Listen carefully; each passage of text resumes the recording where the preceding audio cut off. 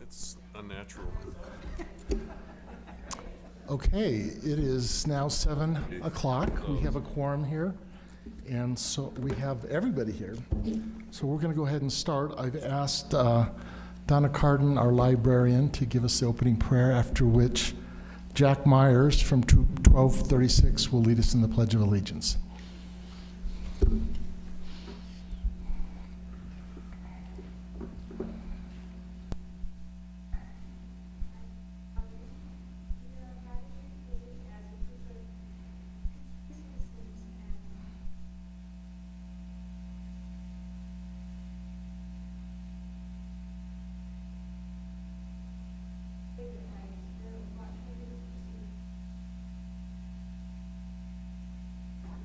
Amen. Thank you, Donna. Jack, do you want to come up? And if the green light is not on that mic, could you just press the button on the bottom where it says push? Okay. All right. Please stand.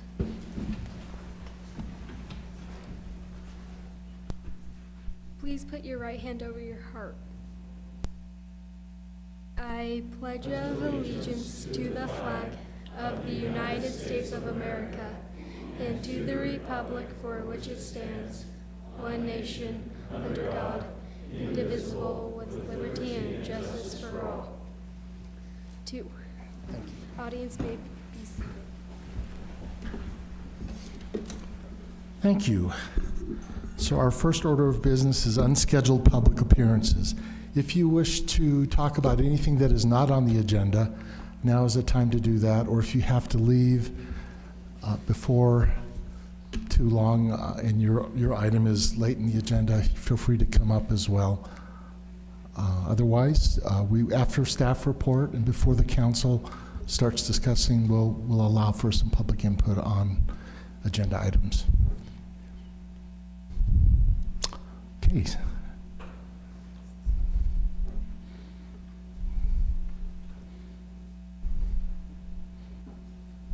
I don't know if this is the appropriate time to do this, but I received this flyer in the mail this past week, and it has me very concerned regarding the Mountain Ridge Park development with the pickleball. And I don't know who is distributing this particular flyer here itself, but it has the Highland City address on it.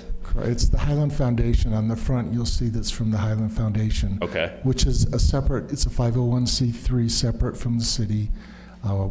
It has no direct affiliation with the city. We do allow them to use us as a P.O. box.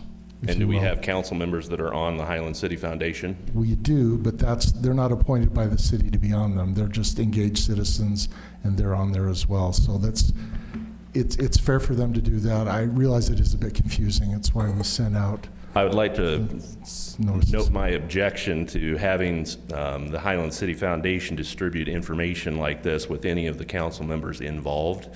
I'd also like to note that the survey that you guys had distributed this past month for filling out is also somewhat deceiving in how it is worded. I do not agree with how it was presented and or how it has been formatted, and I appreciate the time. Thank you. You're welcome. If you have specific suggestions, feel free to mail them. Okay? Anyone else?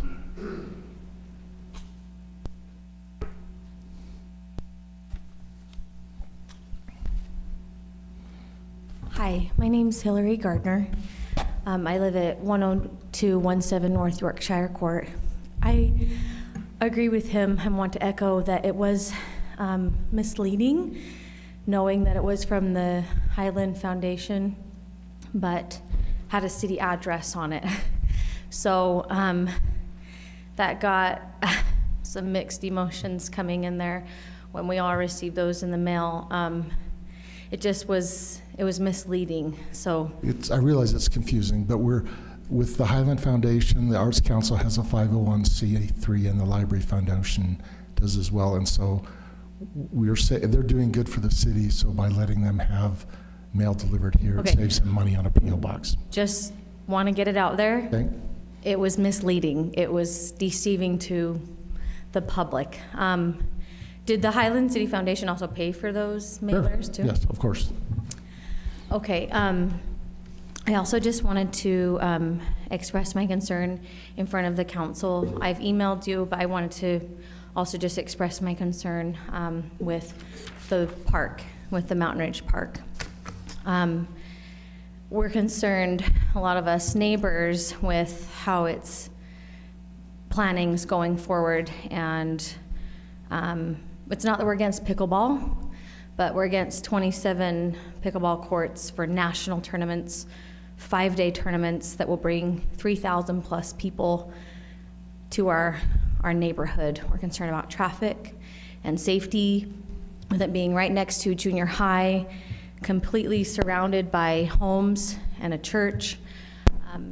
We're very concerned. It's 17 acres of land.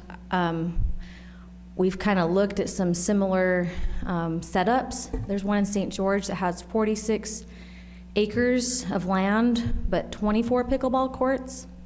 So that's quite a bit bigger piece of land than 17 acres. And it's mainly backed up to industrial and a bunch of dirt. There is some residential from what I understand, but it's on the other side of the 46 acres. And that's just quite a bit different than trying to jam 27 pickleball courts into such a small piece of land. Also, I just feel that this just isn't the right location for the national tournaments. It would be the largest in the Western United States. So I think we just need to slow down and think about this and involve the residents, because a lot of our neighborhood, this isn't why we built our home here, to have this and to have these national tournaments. Also, another concern of mine is that, they're gonna go to Lehigh or other cities that have hotels. We don't have any hotels here when we have all these people here. And, we have some restaurants, but they're not gonna be benefiting our city. So I just hope that you can listen to the residents, because, and one last thing I want to say is that I know a lot of the pickleball enthusiasts don't live here. They don't live here in our city. So I would ask that anytime there's a comment, any email, anytime they're up here at these meetings, they need to state their address and where they live, because it holds a lot more value if you live here and it's going to impact you and you care about this city, instead of someone from St. George who's fighting for this, that really wants it because national tournaments would be here. So anyway, thank you for all you do, and that's all I have to say. Thank you.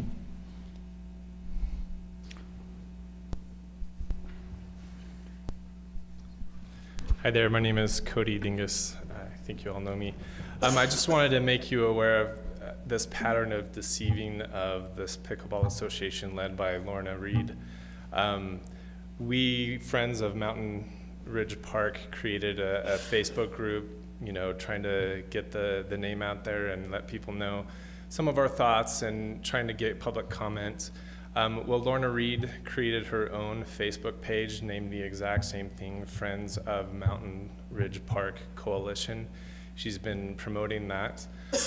This is the same pattern that we're seeing with these postcards that were sent to all Highland residents. So there's this pattern of trying to deceive the residents to force this pickleball court and these tournaments on us as Highland residents. I don't think that that's right. She also, because we did the online petition and had 400 signatures, the next day she did the same thing with the same title of the petition. So she's trying to confuse the residents. I don't think that this is honorable, and I don't think it's right. And I think somebody, especially if you're on this council, and you're also on the council with this Highland City Foundation, should not be mixing the two. And I don't think that it's honorable. It's wrong. So I think you need to be aware of that, and I think things need to be a lot more in front of us. So that's my comment. Thank you. Any comments on that, Mayor? I would just say I don't think the foundation tried to deceive anybody. They've existed for years. They've sent out flyers before about different things. It's unfortunate that people don't understand that they're different, and when it comes up, we're proactive and say, no, they're a different group. So I think on that one, I would say there was no intent to deceive. It was just what they do. They clearly said on their flyer that it was the Highland City Foundation. What about the Facebook page and the That is, petition? I mean, that was blatant. no comment on that. Okay, thank you. Mayor, one thing that I'd probably like to mention, I actually searched on the internet the Highland City Foundation today, and one thing that surprised me was this petition he talked about actually pulled up with the Highland City Foundation with the petition supporting the pickleball. So I was trying to understand why those keywords were pulling up that petition, where people would go sign it. It was just a little bit, I was surprised when I found that. So I just thought maybe as the residents come in, there could be some confusion. It is confusing because the names are similar. But again, I don't think there was any intent to deceive. And certainly, they're not manipulating the Google search algorithms.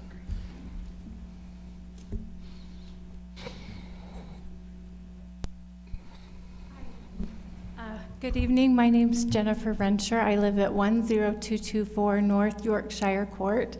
And I'm just coming here to just kind of learn a little bit, because I don't know a lot about how city councils are run and some of the rules. And one of the questions that I've been talking to a lot of the citizens, a lot of my neighbors, about how things work. And one of the questions that came up was the connection between the Highland City Foundation and the City Council.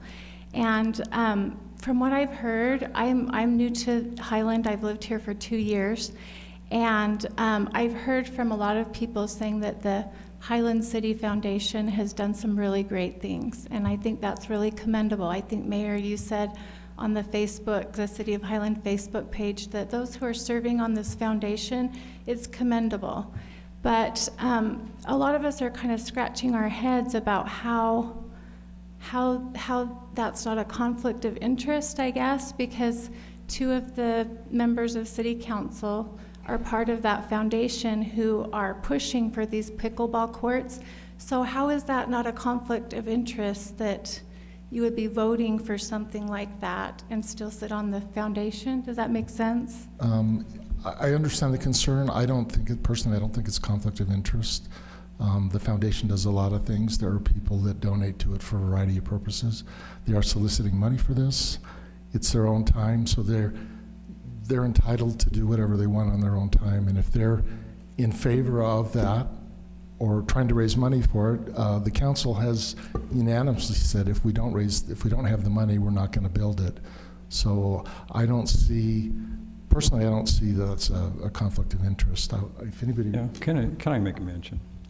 So I've been involved with the Highland City Foundation. In fact, I'm one of the founders of it when I was on the council before. And it's a 501(c)(3) Right. organization where people can make donations. And the purpose of the foundation is to raise funds for parks and trails and other things in the city. So we have done some good things over time and raised some money. So for this park, we're not just raising money for pickleball courts. There's several amenities that have been described in that park. Soccer fields, possibly baseball. We've talked about an all abilities playground. Right. And so, we're asking for donations for all of those things. If the pickleball complex happens in the city, those folks that really support it are the ones that are raising money for that, okay? So the foundation's raising money for a city park, and whatever amenities are there will be determined on who comes forth with whatever donations.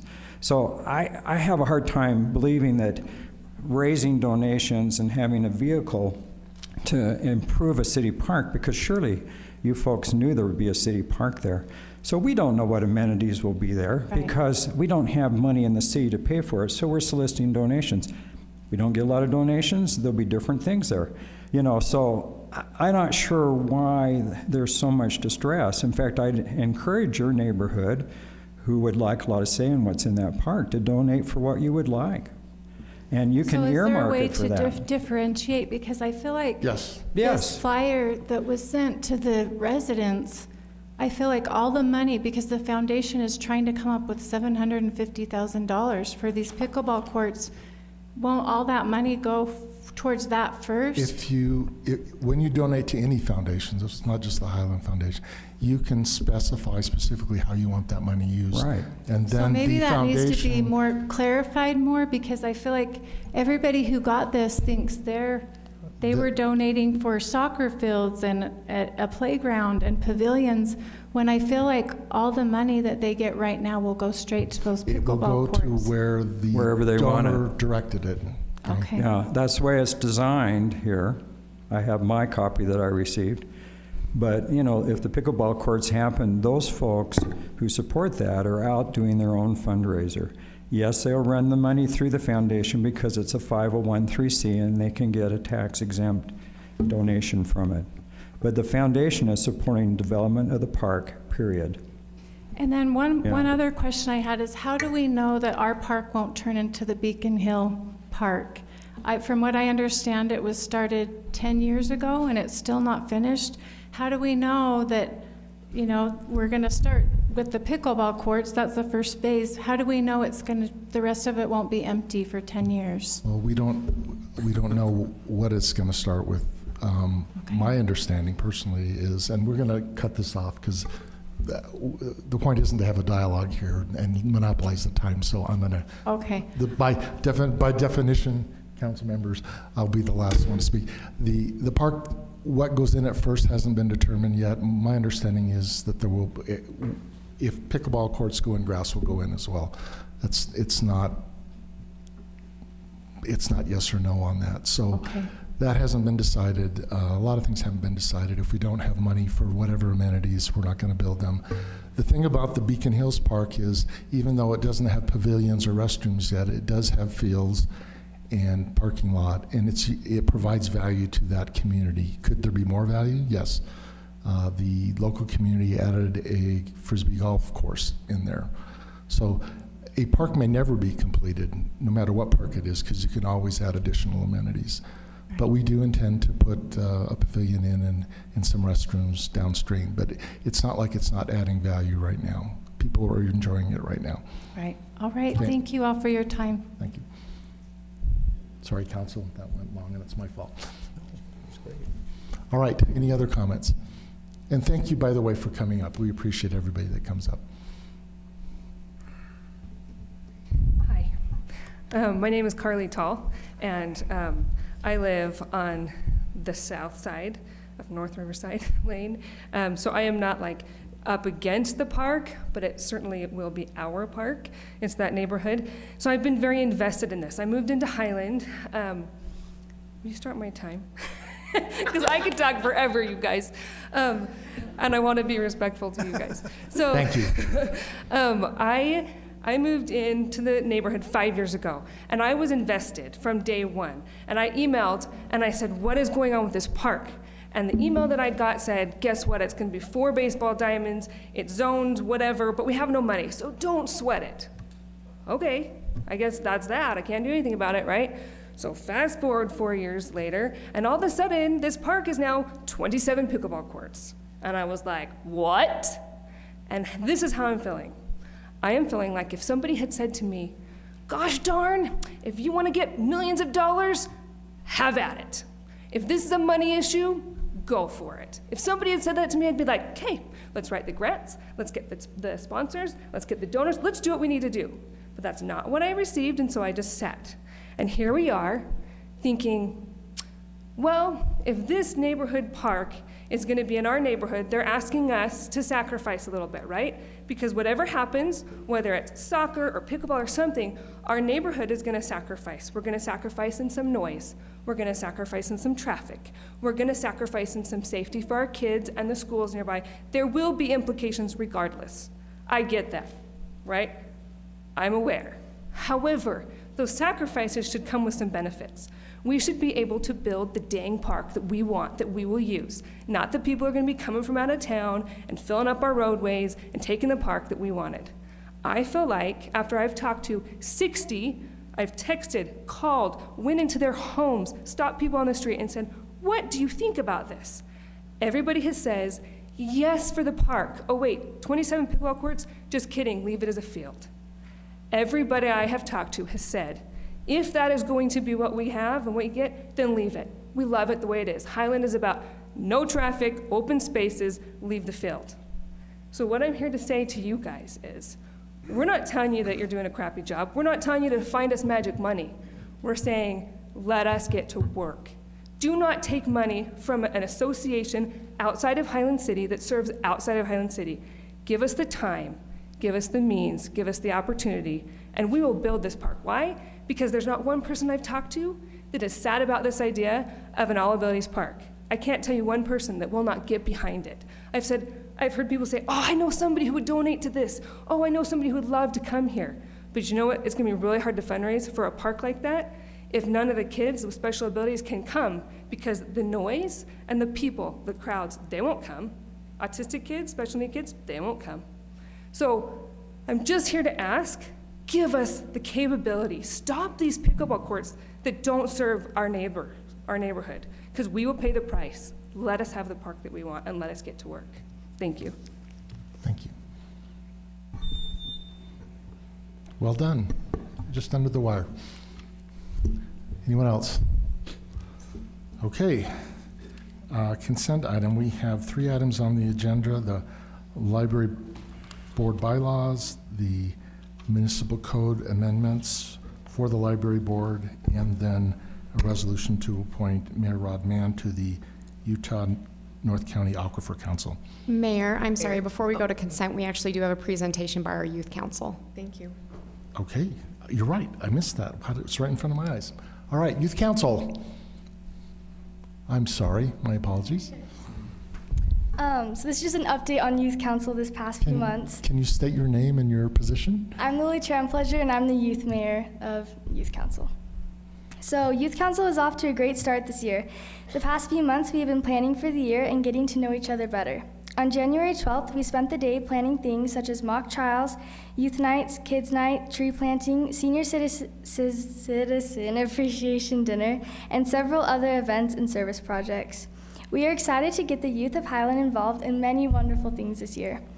On January 30th, some of us had the opportunity to go to the Utah State Capitol and learn more about our government.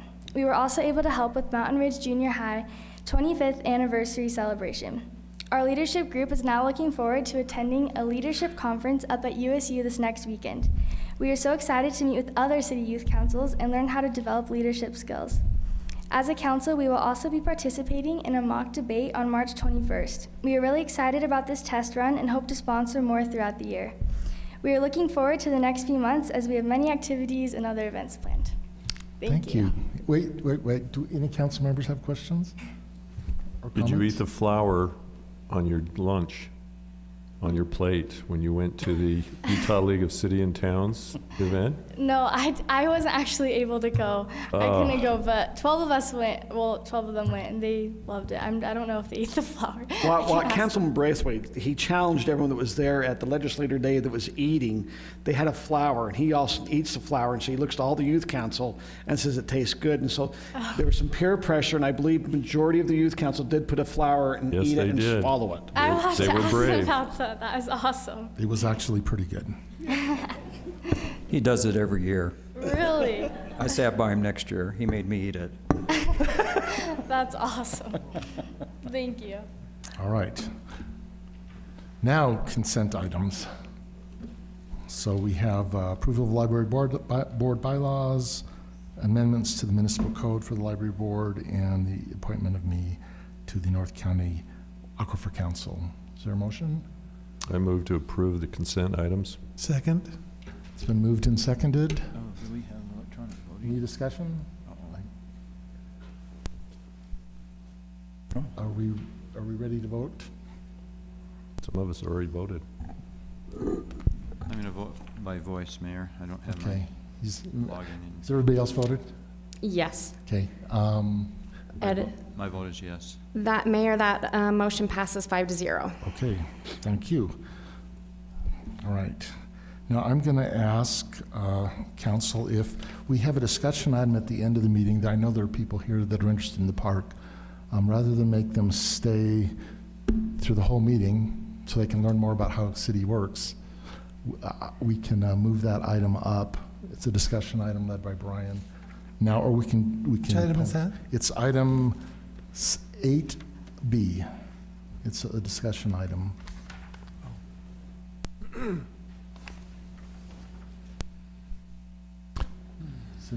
Is everybody okay with moving that up?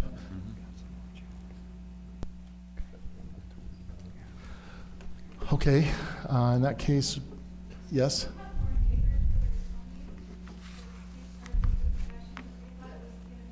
Oh, then, all right, we were trying to convenience you, so we will hold it off. Okay.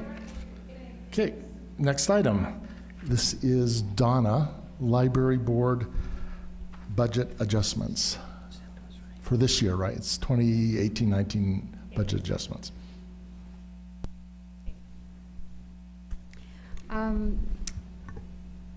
Okay, the library fiscal year 2018-2019 budget adjustments were not accepted when the rest of the city budget adjustments were accepted in January, because there was a question about how the city would handle cross charges for the library.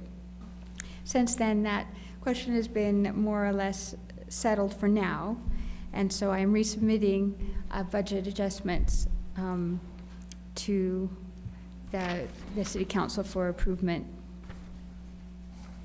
The budget adjustments are, most of the adjustments are fairly minor, but there are a few that are a little bit larger, which is all relative in the city budget. But I'm asking for $3,000 extra to purchase an extra a reference desk and some shelf ends for some bookshelves that were rearranged.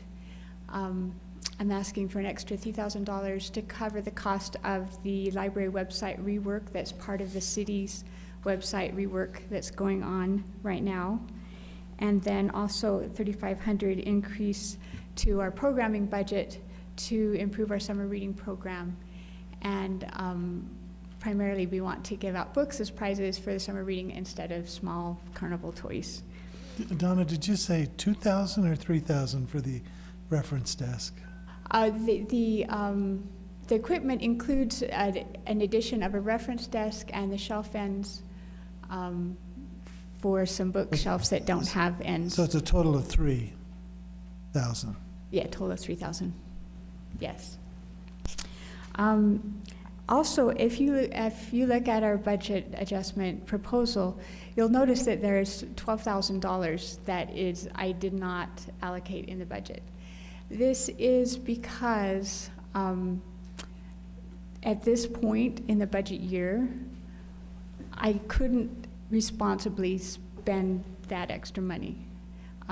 If we added it to the book budget, there would not be time to order $12,000 worth of books in the last couple months of the year. And I could spend it on other things, but they would, just be impulse buy type things. And so I tried to decide what we could do with this extra $12,000 that were not allocated, and we decided to leave it to the council to decide what you would like to do with that money. One option would be to put it in some kind of account for the library to use in the following year, or another option would be to decrease the cross-charge subsidy by that amount for this year. And so I will leave that to your judgment. If you put it in a budget for us to use next year, I have good uses for it. One of my main goals for next year is to raise our staff income to a level that's in parity with other librarians in the county. And so I would be happy to use it in that way, or there are other things for the library that we could purchase, but things that take time to set up, and I don't have time left in the budget year to do that. So I will leave that to your decision. Donna, one of the consequences of the direction the council gave last meeting was that starting July 1st, the library will be paying for the indirect charges. Correct. And so this money actually could offset those indirect charges that will start. That would be another good use for it. Next fiscal year. And It's so almost the same amount. as we Exactly. projected the indirect charges would be. And so my position is that we ought to be very conservative and hold that in reserves to cover those indirect charges. That way the budget of the library wouldn't be as significantly impacted for next fiscal year with the payment of the indirect charges.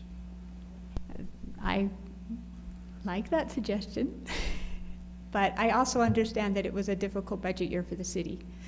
So if there was some other pressing need for that $12,000, you could just decrease the subsidy for this year's budget. So it's up to you. Donna, I don't think that we're ever going to have a year where we don't have That's correct. a difficult fiscal year in trying to have the money. So it's really an issue of discussing your needs and basing it or comparing it against other needs within the city. As I look at it, you know, you asked for possibly increasing salaries. There's two ways of looking at money. One is a one-time capital expenditure, and one is an ongoing.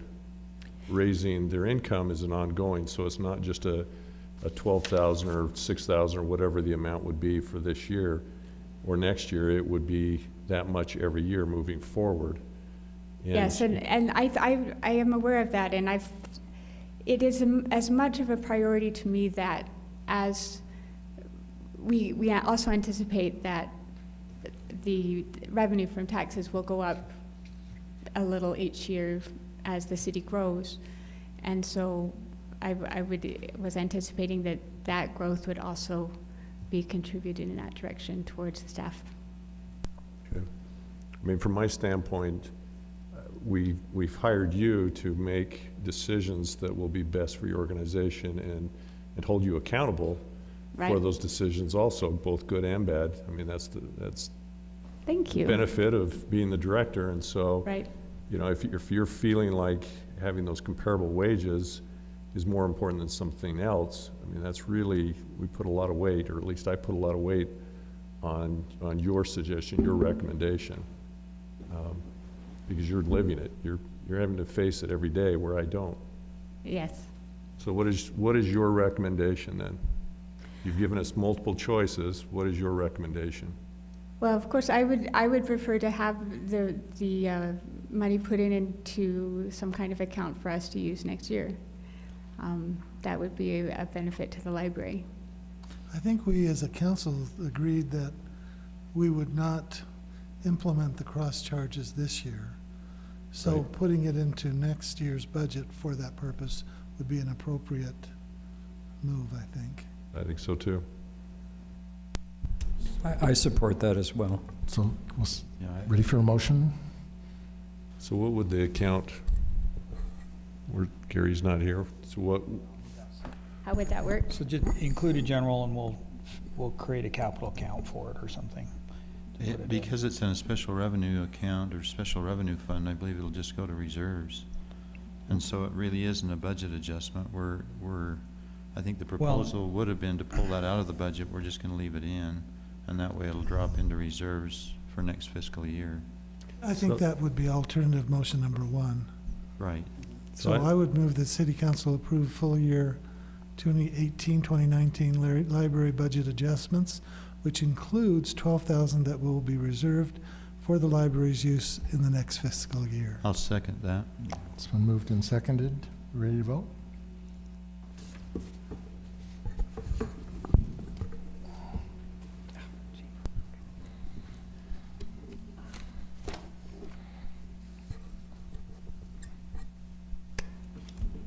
And the results are? I vote yes. I got to refresh things here. Okay, The results are 5-0. That passes, Mayor. Okay, thank you. Thank you All very right, much. thank you, Donna. Okay, next item is approval of a temporary use permit for an aqua park.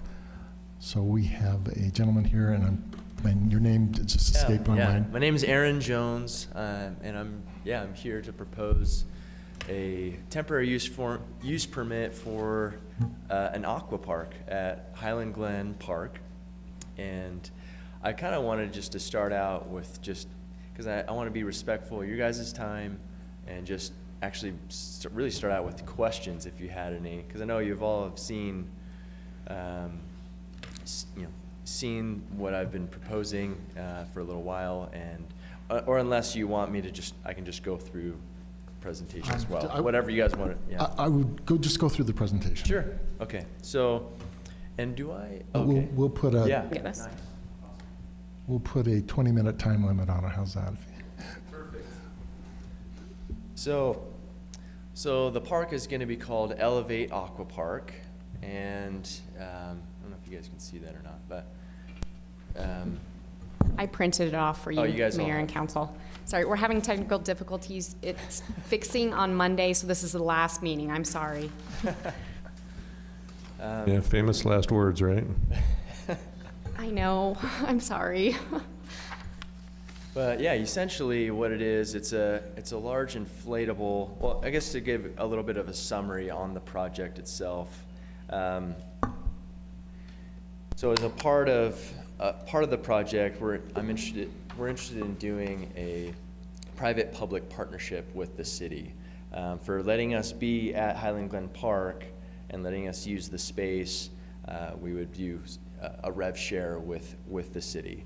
And that would be, I actually have done a little bit of revisions on this, but we're going to be doing a 10% off of our gross revenue off of what the park makes across the whole season, which is going to be really from Memorial Day to Labor Day is going to be for the temporary use there. So give or take if we can, or if it's permittable to do, a couple weekends before and after.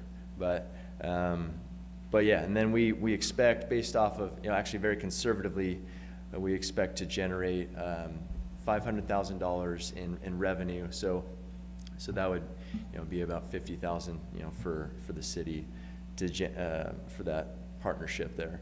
And then as far as, I've been working on this project for a long time, quite a few years now, and looked at a lot of different locations, and I feel like this location it's on the top of my list. It's an already existing park that is zoned for recreation, and everything is really already there as far as the infrastructure goes.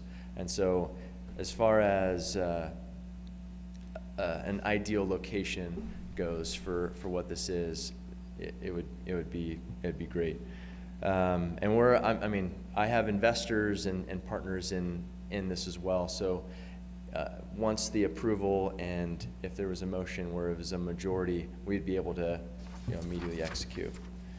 There we go. So who we are a little bit. So I grew up in California. Don't hold that against me.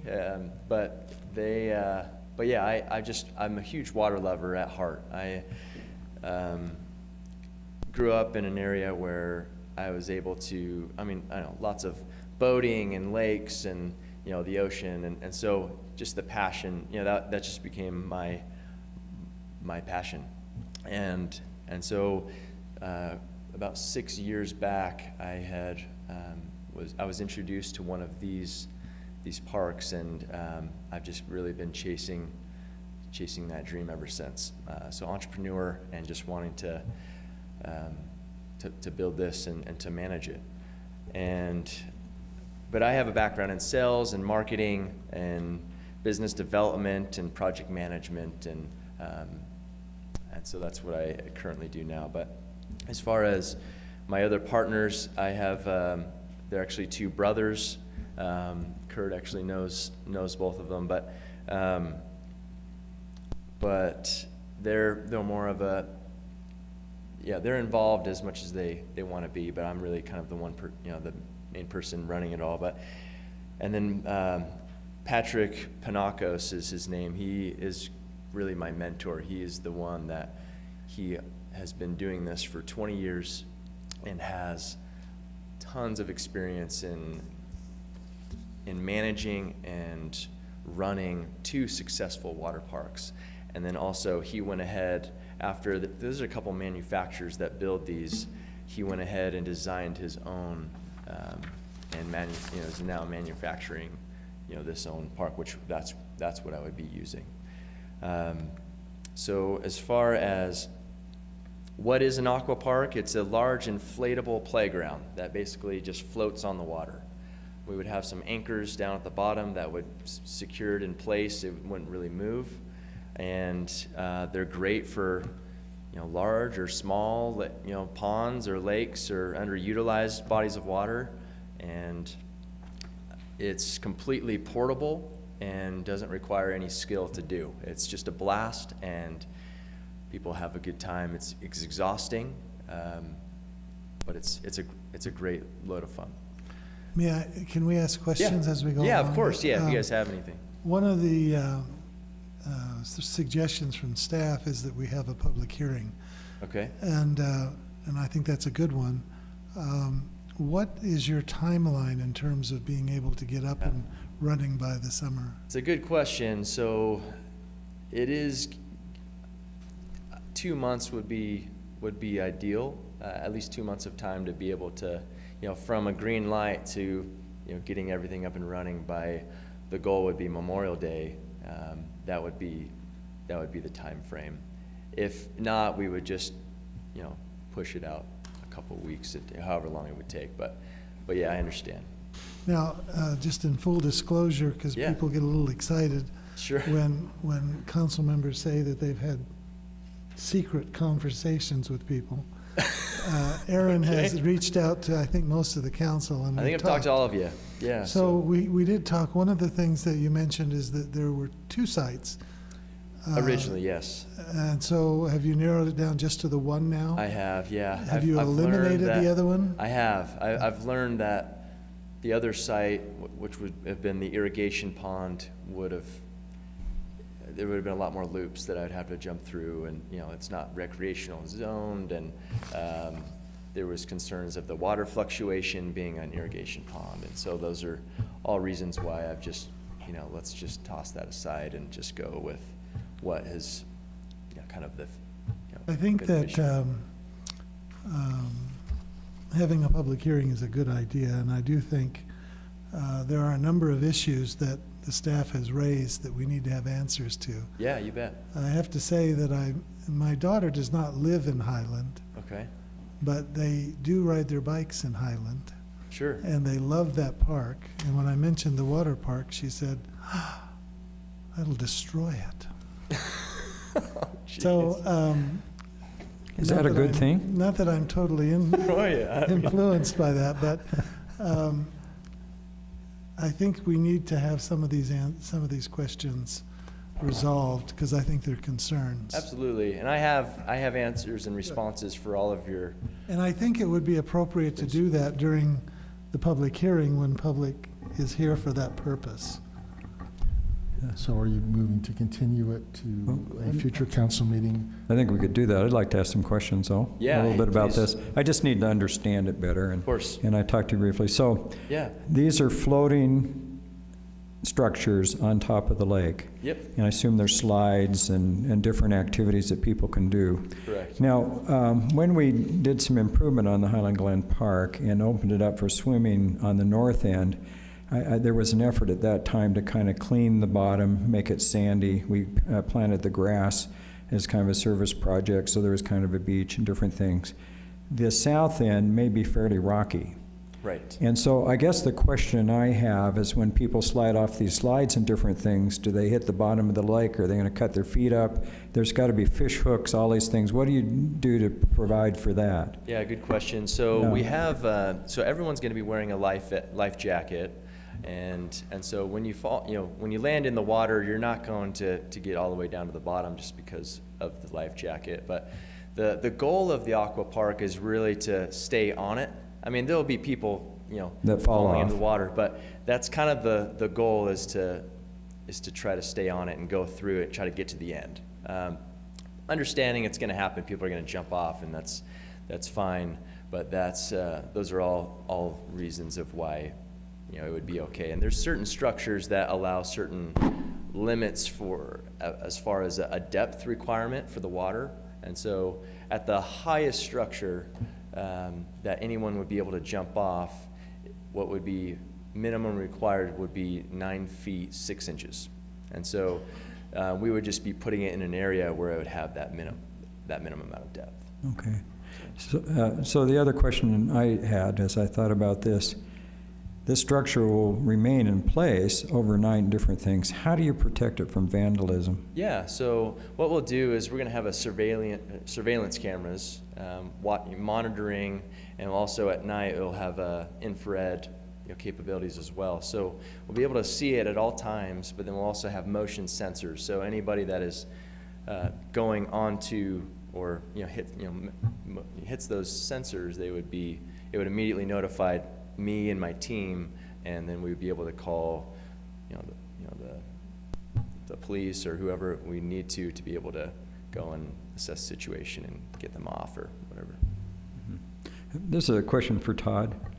Is the circulation system still working in the lake? We put an aeration system in there about 5 years ago, 6 years. Yep, they're still functioning. We have 3 of them.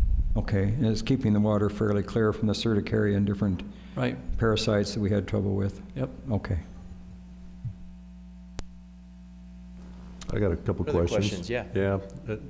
Thank you for talking to me the other day so that I could have at least an understanding of this. A little bit, yeah.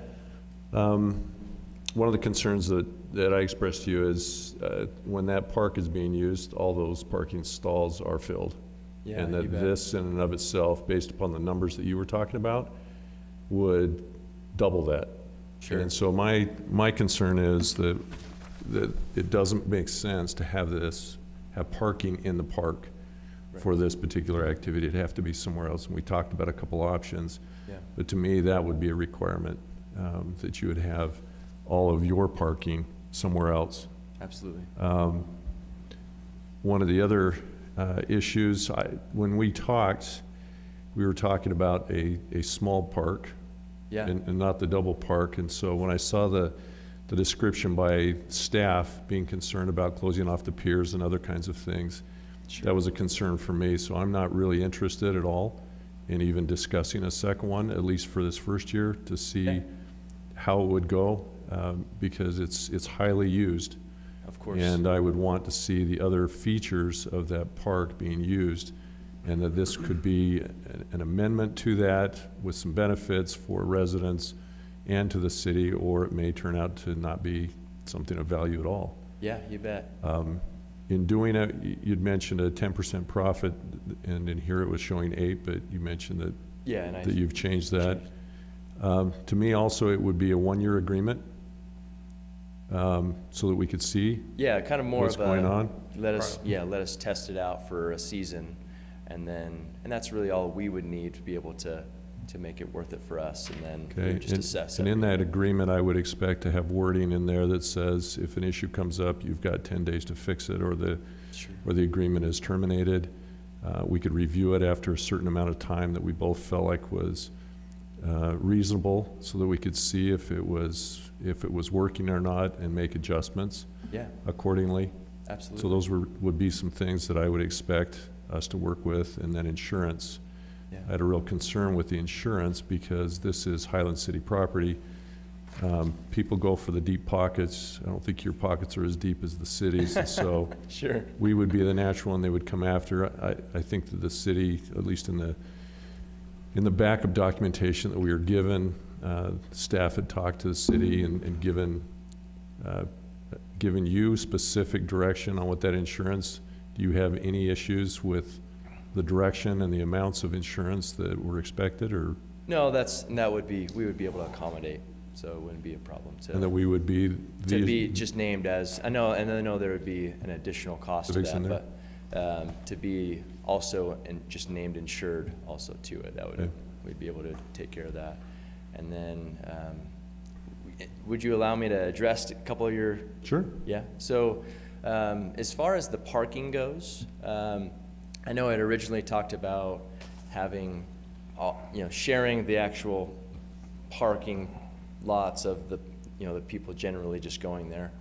So we just basically scratched that idea, and instead we decided to do dedicated parking, which is actually going to be just the same amount of distance, because I walked it the other day and it took me like 3 minutes, but But it's going to be the south side of along the school, that road that runs to south. There's a dirt lot that people can actually park along, and that would be our primary parking lot. And then if there was, overflow from that, or needed to have more, then with the new parking lot along the west side of the high school, wrapping quite a bit down, it definitely gives us a lot more spaces as well there. So that would be the secondary. So we wouldn't even be utilizing any part of the Highland Glen parking. So that would be. So I think it would be important for you to talk with staff about what can and can't be done along that parking that you're describing, to make sure, because we don't own the property that you're describing. So, well, the south running road, I know that's owned by the city, and then if the west is a portion of the Well, south, okay. but a portion of it is the developmental center, is state property. I understand. And so Just- where you would park and how you would park would be important to have clarity on. Sure, yeah, you bet. In the picture you've included, the Aqua Park overflow parking is actually on private property. That's not public property. So that dirt strip, Yeah. because on the parcel map, it does show that the city does own that road. The road, We but own not- we but own the not- road, but the parking itself is owned by the state. Got it. It's the State Developmental Center property, and the school district has an agreement, but when that property develops, that parking would be gone. I see. Okay, When I it understand. develops. Can I ask this is about parking too, but just south of where this is, you have the parking for the trailhead.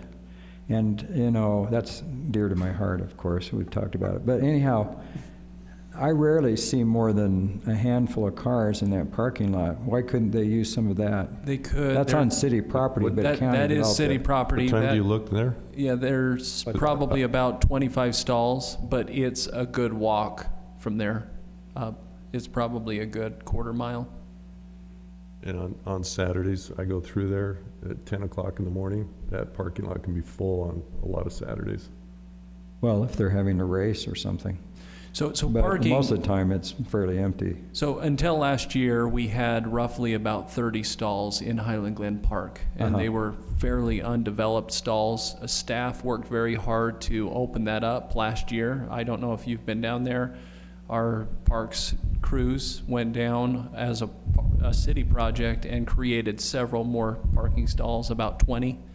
So we're up to about 50 stalls, but they are full on any given day in the summer. And our other major concern would be the restrooms. The restrooms are already overused, and this would create a very large burden on the restrooms. We would need to be down there cleaning daily, if not more than once a day.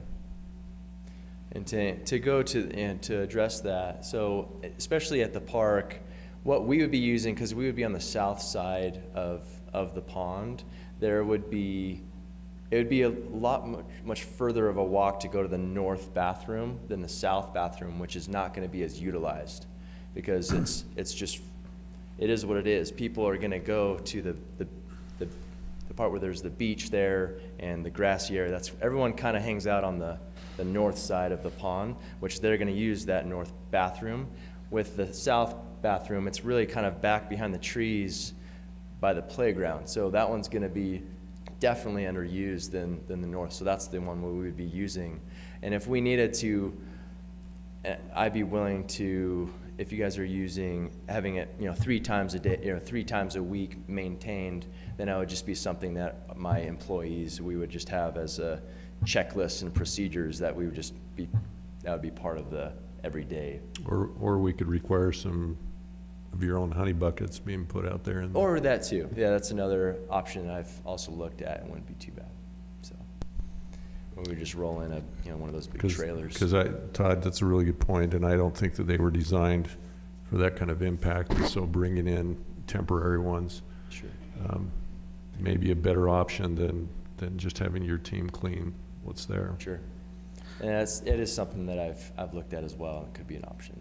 So, Aaron, I need to also disclose, I might have a conflict of interest with your investors. I've done some business with Travis and Chase Williams. Sure. I currently don't have any business dealings with them, but I have in the past, so that's my possible conflict of interest. Sure. As we look at the restrooms, Brian, as you bring up about bringing in honey buckets, we have to think these individuals will, I'm just taking a vision, that they've parked.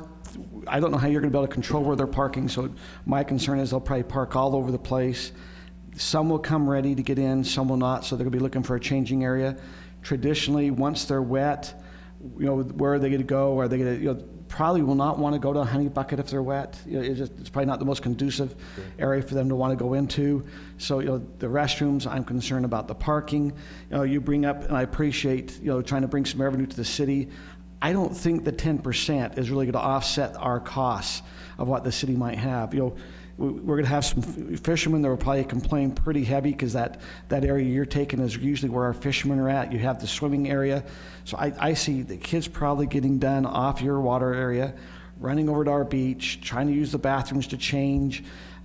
I just don't think the 10%, I think we're going to have higher things. I think the liability insurance, this is one thing I think we got to look at our attorney. I am concerned about, even though you might, we're secondary insured on your policy, they're going to come to us first. You're going to be the second sued. And there's some, as we even look at Dry Creek Lake, Lehigh City's had to go out and go get a different insurance policy than their standard insurance policy to do their recreation, and they're not putting in, as mirror what you're doing, and so there's some liability issues that. Sure. And I kind of expressed that when you kind of came in. I'm just nervous about how this could affect this park. It gets busy on certain holidays. I'm nervous about, I'd be interested in Chief Williams' input. Here we have these blow-ups still up in the evening. I imagine this is a public nuisance, meaning that it would be in the evening. I can just see kids saying, hey, let's run, get on these. You're not going to be able to get down there fast enough. We can't keep a police officer down there all the time. I just think there's a myriad of problems.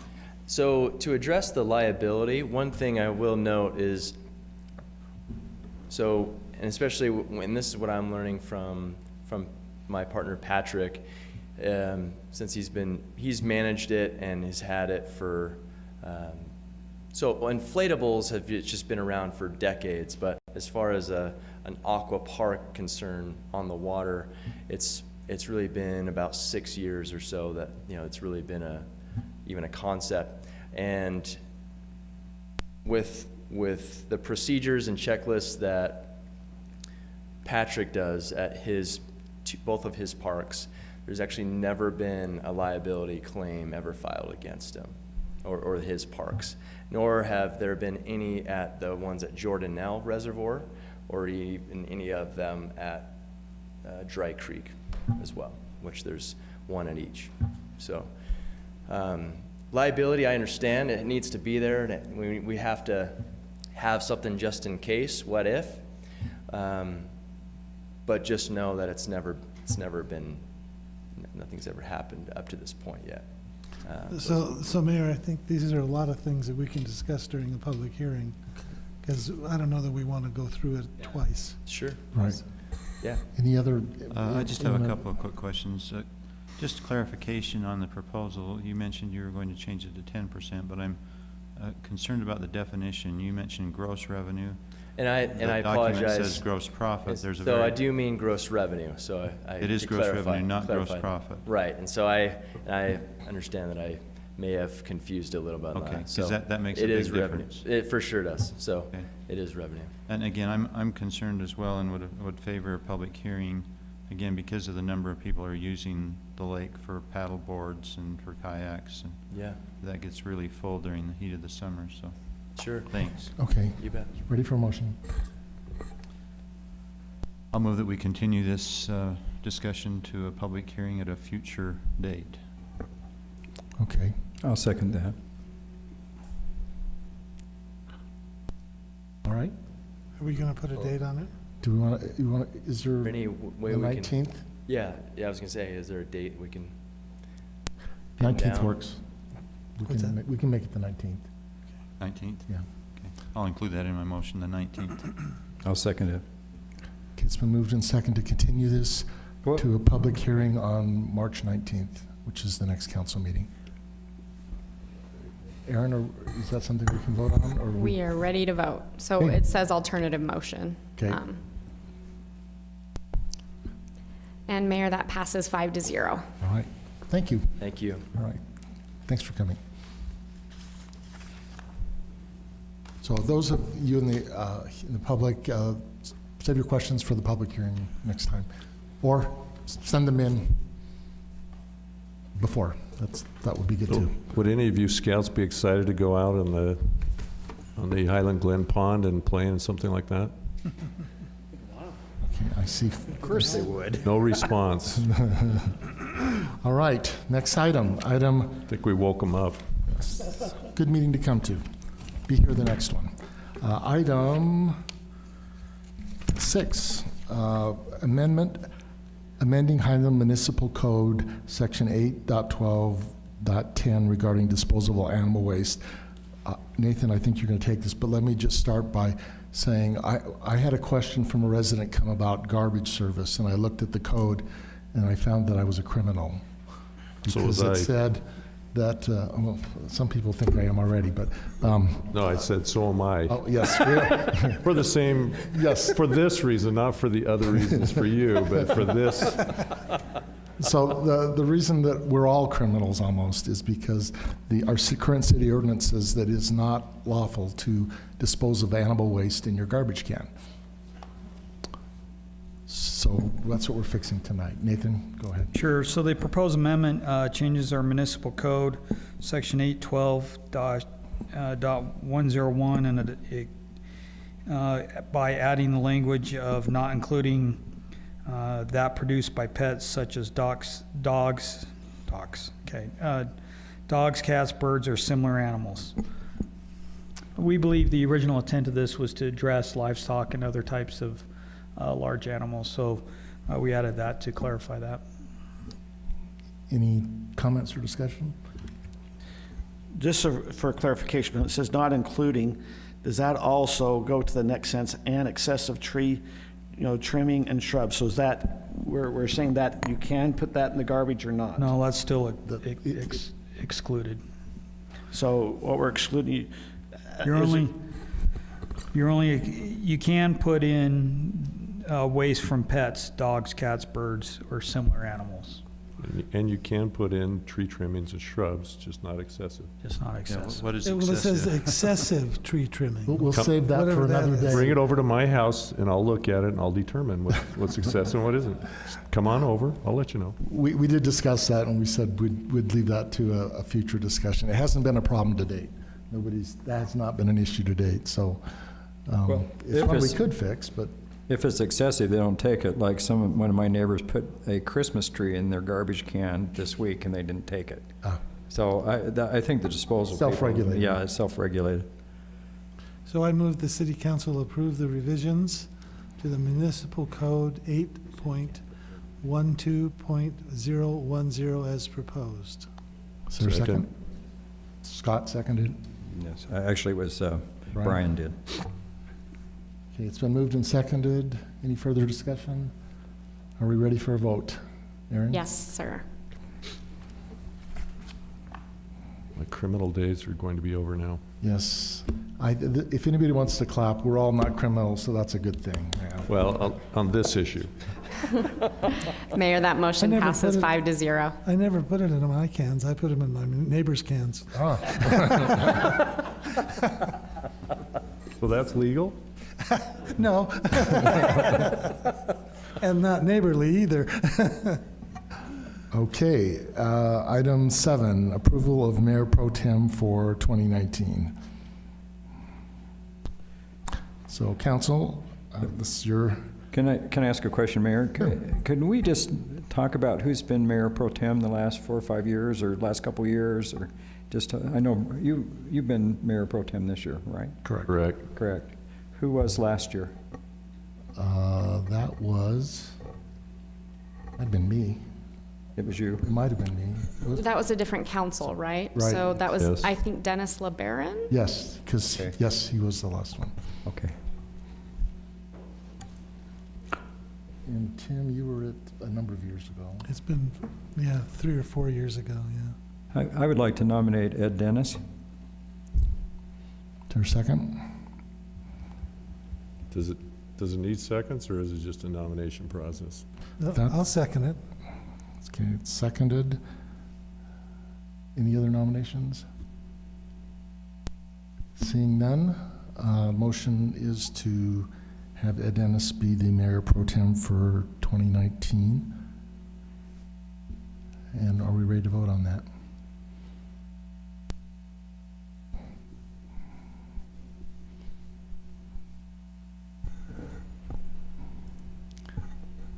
Mayor, that motion passes 5-0. All right. We're on to discussion items. So first discussion item is Legislative Policy Committee update. That's by me. The League of Towns and Cities is a lobbying group for cities in Utah. There are 248 cities. The league represents all of them. During the legislative session, almost every week, they have a Monday meeting at noon that lasts an hour and a half where they talk about impending legislation and how it impacts cities, and we get to, there is a legislative policy committee made up of up to 3 members from cities, 3 or more, depending on the size of the city, I think. And so we get to vote on which items we think are important and if we want to oppose or support them or something in between. The current one, they're running over 1,000 bills this session, but the 4 that I looked at that I think would have impact to us, I'd like to just do a quick report on. There's something called House Bill 441, and it looks like that will pass. Some version of it will pass. That is one that will change the way the state taxes the sales tax.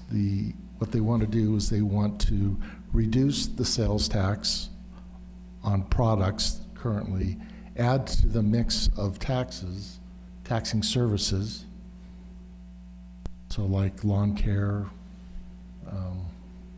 legal, attorney So fees. do you know how much they're actually reducing the state income tax? And then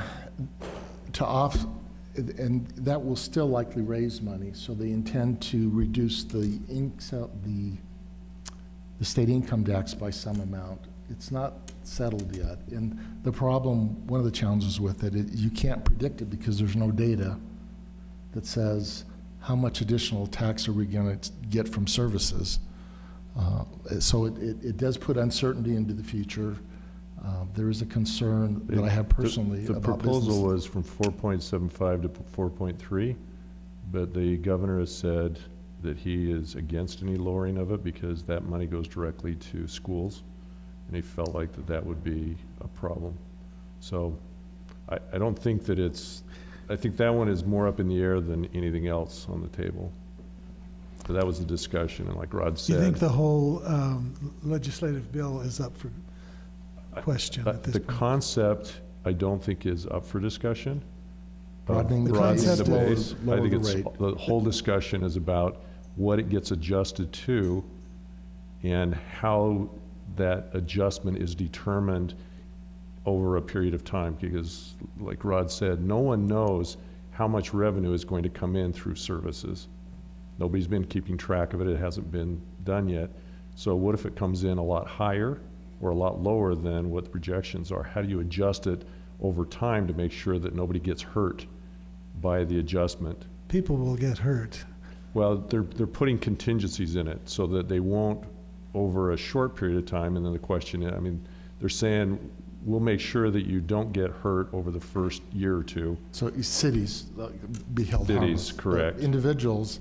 The city, the hurt is not the individual paying the tax. The hurt is the city's receiving an impact to their revenues. So they'll be held harmless in revenue receipt. So you won't go down, your revenues won't go down Why because of would they this. go down if they're going to increase taxes and services? Lower the tax rate. They're lowering the sales income tax. tax. No, they're lowering the sales tax rate. It's primarily sales tax, but income tax has also been thrown into this.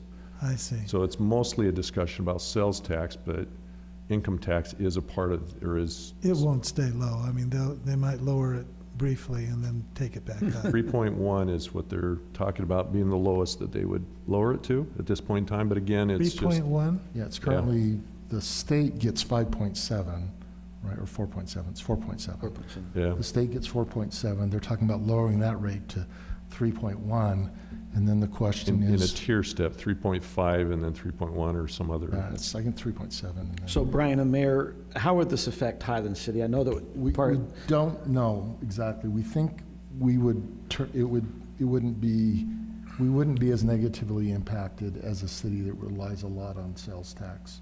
So just for clarity, for those in the audience, why this matters, if you used to buy a VHS, you would pay sales tax on that, or VHS. DVD. The kids don't even know what that is. If you used to buy a DVD, okay, you used to buy one and use it, you'd pay sales tax on it. Now they've gone to CDs, you don't pay for it, or you rent it from a red box, you don't pay sales tax on that. So the costs or the revenues that came from buying products have been going down. And it's because they're shifting. We still watch as many or more movies than we've ever watched before, but now you can stream it, which is probably one of the most valuable pieces. So Netflix is where people are watching it, or whatever other streaming service. Well, they're talking about actually charging a tax on those.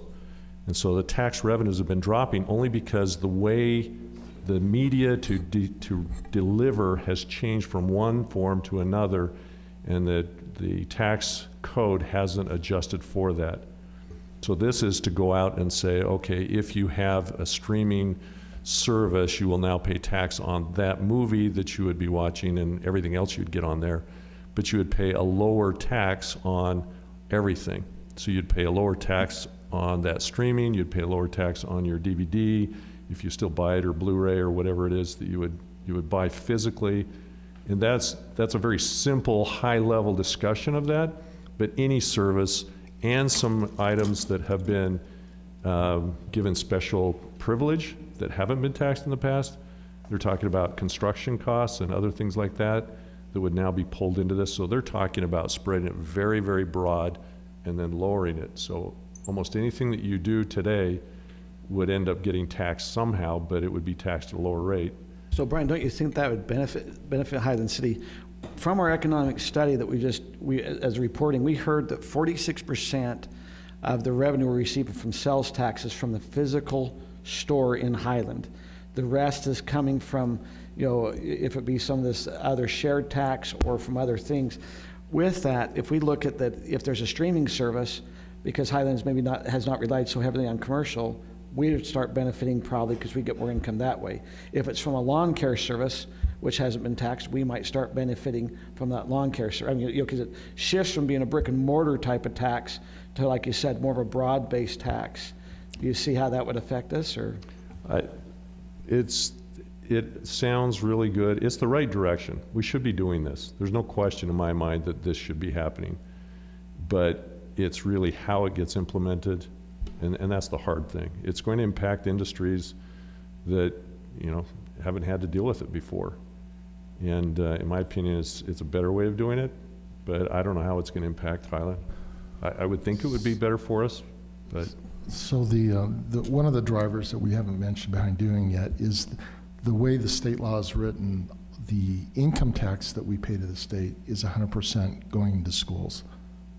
Right. That's required by the Constitution. And that's required by the Constitution. That could be amended, but over time, the percentage of the budget, the state budget that they're getting from income tax has gone up, and from sales tax has gone down. So their discretionary spending for roads and all the other public services that aren't schools has gone down, even though they're getting more money, but it's all dedicated to the schools. So there's this imbalance that was created, and they're trying to get it to be more balanced so that they have money to do the things that they need to do besides schools. That's one of the drivers as well.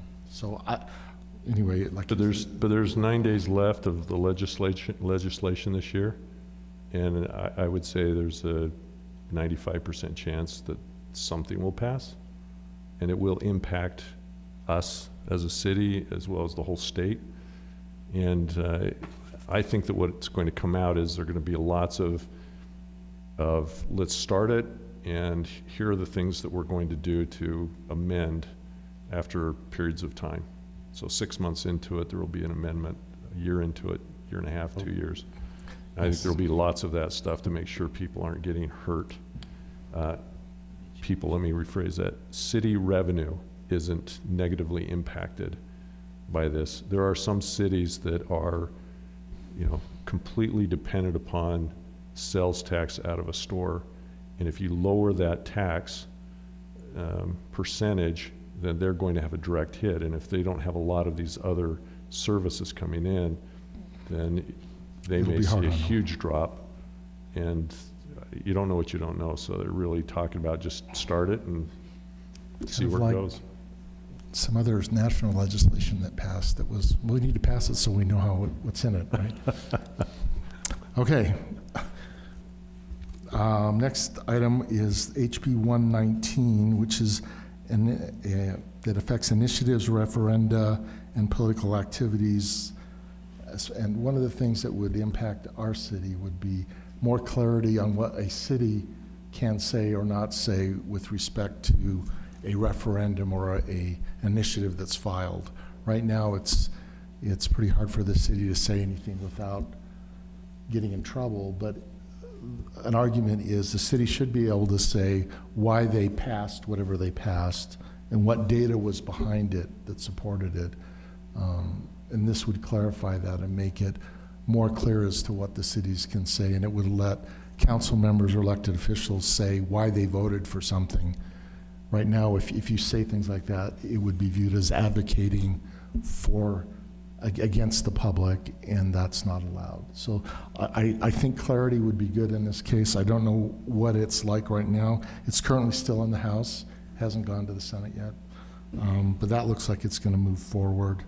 To me, that was a really big piece. It tied the hands of cities to be able to even explain anything without being sued. And so one of the things, if we as a council voted on something and a referendum came up, we couldn't even tell you why we voted the way we were. And you should at least have that information as voters, the basics of it. Right. And their feeling was, well, if you voted for it, then you're going to be biased in saying positive things about it.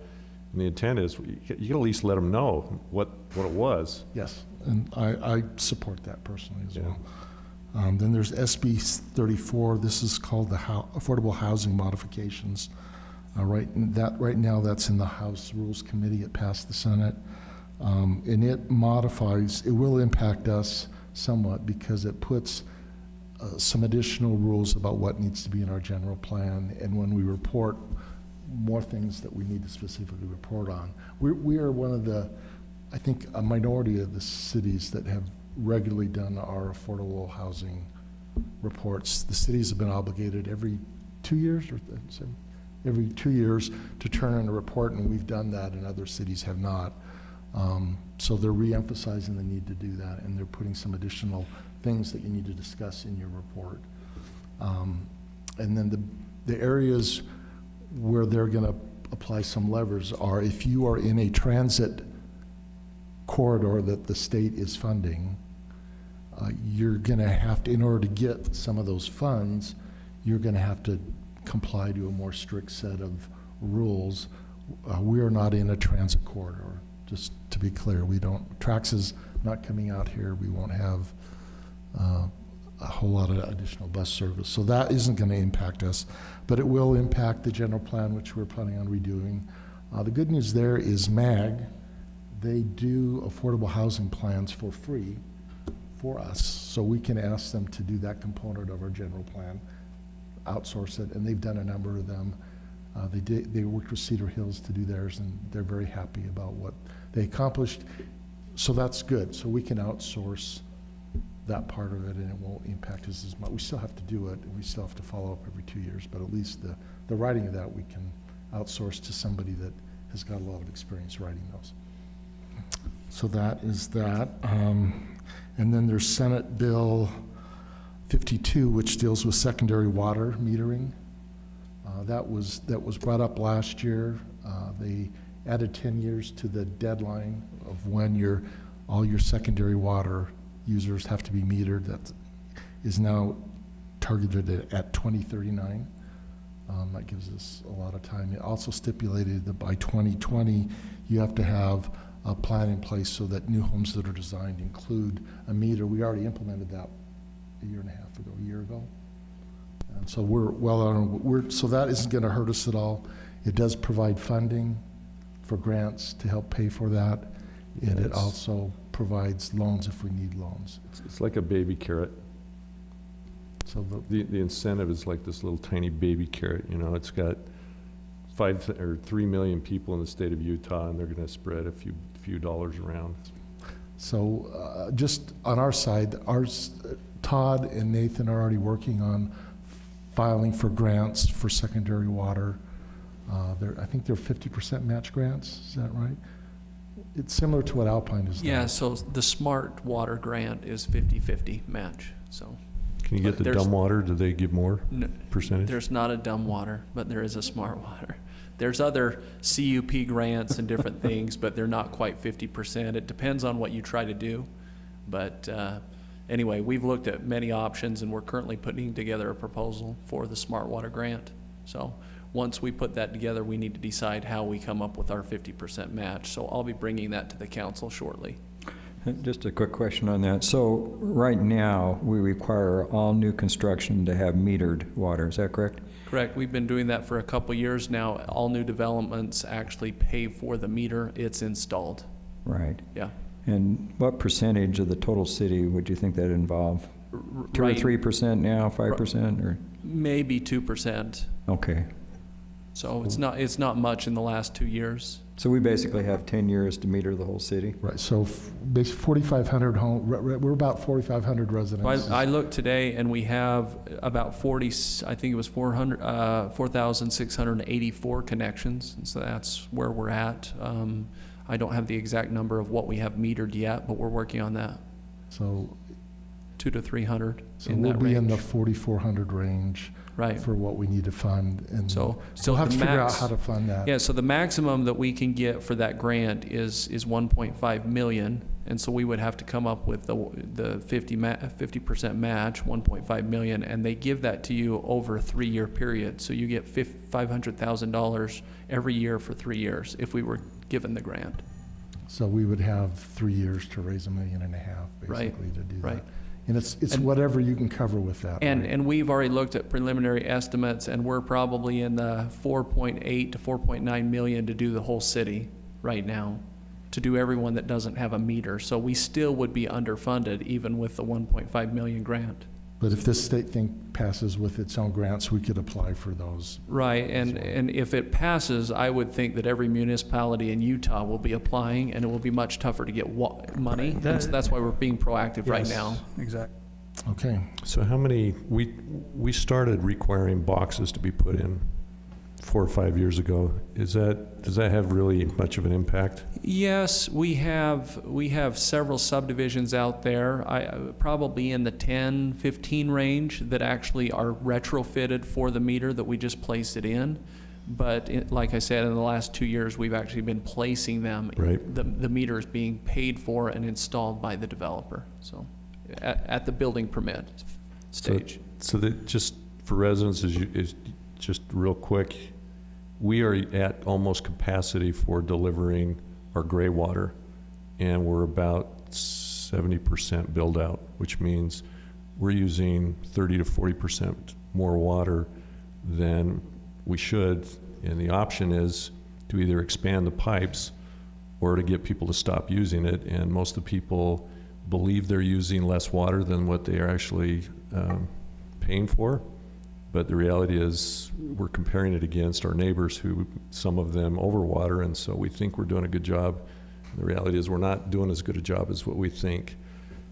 I think I'm doing really good, and then staff tells me I'm really an idiot and not doing that great. So this is to make sure that we can actually see what we're doing. That's the only way you're ever going to fix this problem, is to see how much you're really using and figure out ways to slow it down. So that's the intent. We've been working on this for quite a while because we know we're not going to go out and re-pipe just so we can have higher capacity to spend water that we don't even have. So we've got to cut the consumption just so we can bring more people into the city. Right, so we are using like 6 acre feet per acre of irrigable land, and we should only be using 3. Let me ask a quick question. What's the approximate cost for one of those meters? So the meter itself, we charge about $300, $200 to $300. And then there's the installation on top of that, right? Right. So installed, how much? So we estimate that it will be between $800 to $1,000 to go out to an existing home and retrofit it. So we will go in and place a new box and put the meter in on your existing connection. So that's what the estimate shows, is $800 to $1,000. But all of the homes that were retrofitted for the meter, all we do is take the meter out and place it in, because it's already set up for that. And like I said, that's been happening for maybe 4 years, and then we actually started placing meters about 2 years ago. So that'd be the first place to start, is place all those Right. first thing. Yeah, we'll the low-lying fruit, if you will. We'll get, but if we get 1.5 million in a grant, that gives us an opportunity to really tackle a majority of the city. And now, my understanding is I think Alpine actually started last year with their complete city going about doing it. Is there a certain cost? Are they using the same type of meters we are? Is there a cost that they're saying, hey, this is what it is costing per household to do? So I've been working with Alpine as we are applying for funding and using some of their information, because you're correct, they applied not last year but the year before, and last year was their first year of the 500,000 that they received, and this year will be the second go at it, and they were actually awarded 1 million, not 1.5. But we're using some of their numbers, so we actually have better estimates now than just putting our finger up in the air, coming up with an estimate. We actually are looking at real life numbers of what contractors are putting these in Alpine today. And what's that cost? What is the cost coming at? It depends. I mean, there are so many. So I was looking at one of the plan sets that went out to bid, and they had like 7 different scenarios of what your system would look like, and then the cost for that. And that's why I say it's somewhere between $800 to $1,000 on these older homes that never were retrofitted for that. So a fun challenge to tackle in the near future. All right, so those are my reports. Brian, was there any other bill that well, I know there's a lot, but those are the ones that caught my attention. Yeah, the hard part is that they've got nearly 1,000. Yeah. And they've passed, or they're dealing with probably 350 that will impact us as a city. And to stay on top of that and to respond to emails. So I apologize for those of you who have sent me emails and I haven't responded. I'm trying to divvy up my time in ways that are most valuable for the city. But man, I don't even know how the legislators do it. I mean, I'm doing a fraction of it and I can't keep up with it. Yeah, so that's one of the reasons that, and your council and mayor have a pretty good relationship with our senators and representatives, and that's helpful because we can call them up and they'll answer and they'll say, hi, Rod. Senator Hammond, if I call him, will call me back. And Brady, same thing. They're super busy, but they do call us back, so that's useful. Yeah. So Senate Bill 191, the police. Oh yes. Oh, you know what? I had that on there. I meant to put it down here, but that's another one that we should talk about. That looks like it's going to pass. That's SB 129. Is that one? 191, 129. I'll say, man, you're getting picky. Well, that one. I'm lucky I remember it as a Senate bill. As of Monday, that looked like it was going to pass. There will be. Well, Chief Williams, you probably have some good input. This is about your retirement fund that the state might help us kind of match up between a Tier 1 and a Tier 2 employee. Well, be careful what you say when you say the state might help you. It won't. State's not helping. Let me just tell you what happened today. It went to the House committee and passed its first reading with one amendment. The amendment, if you look at it, it's a change of one word and one line, and I think it gives the cities a little bit of wiggle room on what they're going to, on what contributions can be made. So I'll let you look at that when you get a few minutes. So my understanding was the proposal was maxed out at, our responsibility was 16%. Originally, now it's going to be 14. And then if the overage, the difference between 14 and 16 will be paid by the employee. Is that? That sounds correct. I think you're right on that one. And so that will pass. So we will have, Well, Nathan. that was proposed, but it hadn't gone Pass to. yet, but they expect it to pass. And we did a rough analysis, or Nathan did, and at 16%, our liability was going to be about $30,000. So at 15%, it will be less than, it'll be probably Mayor, 15 maybe to just for those 20. here, maybe you can explain why this is important, how it affects our police or fire, how, what is kind of going on in the city? And I know this is going to kind of maybe lead into the next question too, but. So what they're trying to solve is a problem that they have, that Tier 2 firemen and policemen can retire at 25, 20. It's not they, it's us. It's us, right? So is it tier 1, if a policeman or fireman works 20 years, they get 50% of their wage? If it's a tier 2, they work 25 years but only get 37 and a half? Am I understanding that correct? That's correct. So they're trying to soften that impact. There is an issue with defined pension plans that they can bankrupt states and cities. They have bankrupted companies before, so most private companies don't do them. But Well, so the reason why this came about, there's two tiers, is in 2011, right after when the Great Recession was hitting, the state looked at the numbers, and they were given numbers that said, you will be bankrupt if you keep doing this. So the state put together a plan to reduce the cost, the future costs, and they sat down with police, and they sat down with lots of different organizations and said, would you rather have us maintain your salary and keep the number of people you have and reduce the retirement? If I'm wrong, Brian, or Chief, you can correct me, okay? You can keep your people and the salary and lower the retirement, or we can keep the retirement and you'll have to have a reduction in your police force. And it was a combination of that discussion that it was reduced. So there were two tiers. But if you think about it, I mean, how many police officers can really do a patrol job for 25, 30 years and be in the same physical position that somebody else who doesn't go through that kind of difficult job could move on with their life? And I don't think all the pieces were thought through. And so now we've hit a point where it's being looked at, it's being adjusted. Everywhere in the country, there's a difficulty with recruitment for anybody in emergency services. And so the discussion has come up, and this is a good time to address it. so they will be funding it. Chief, was that close? Close enough for a council meeting. How's that? The state will fund it for the first year, and thereafter we're on our own. Well, the state was supposed to be contributing money for several years, and the fund got below balance, and so they were coming back to the cities to make up that money, and the state came in and said, we will give you enough money to catch everything up and give you 1 year. That's it. So that's what this bill says is, you cities, municipalities, you have to take care of this increase. We're telling you, you have to increase it.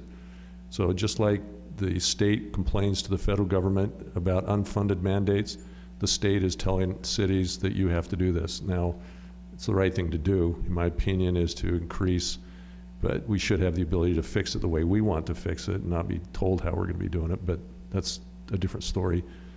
But that's what's come down, is they've said, we will give you a chunk of money, a one-time chunk of money, and you have to increase the pension payments for your public safety.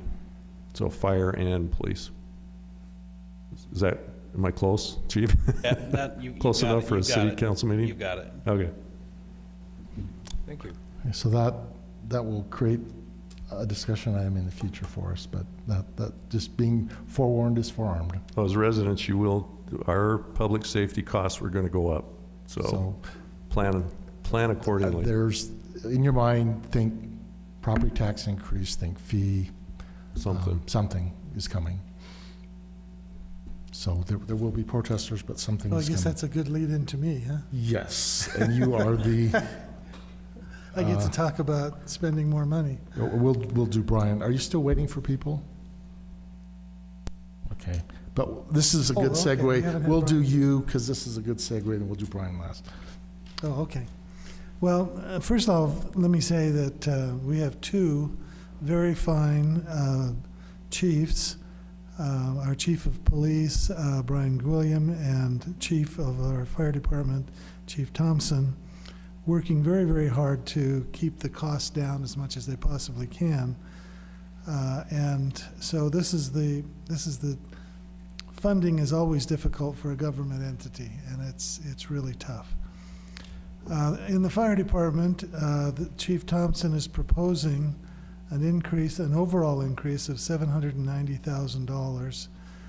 The Highland portion of that would be $547,000.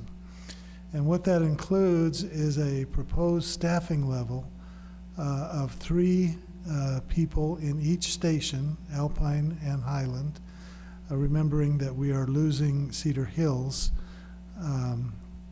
So that would be the 2 stations, and it would also mean that we would move the ambulance, which is currently housed in Cedar Hills, over to be used in Highland and in Alpine. So it would be a staffing level of 3 plus the 2 for the ambulance, with 2 paramedics. The loss of Cedar Hills, there is only because of that staffing proposal, there's only a $94,000 budget reduction, while the revenue is dropping $885,000 with the loss of Cedar Hills.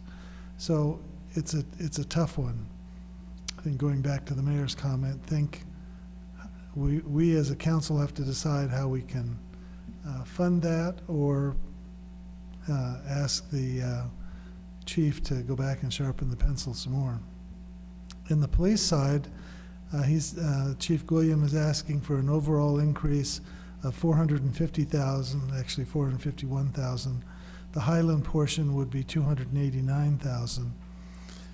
And that is primarily an increase in cost of living wages, retirement, and adding a fairly minor 401k benefit to stay competitive in the market. So the total Highland increase would be about $840,000 for the year 1920. And the reality is that we as a city cannot afford that. With current budget, that's correct. So. On any good day, we could not do that.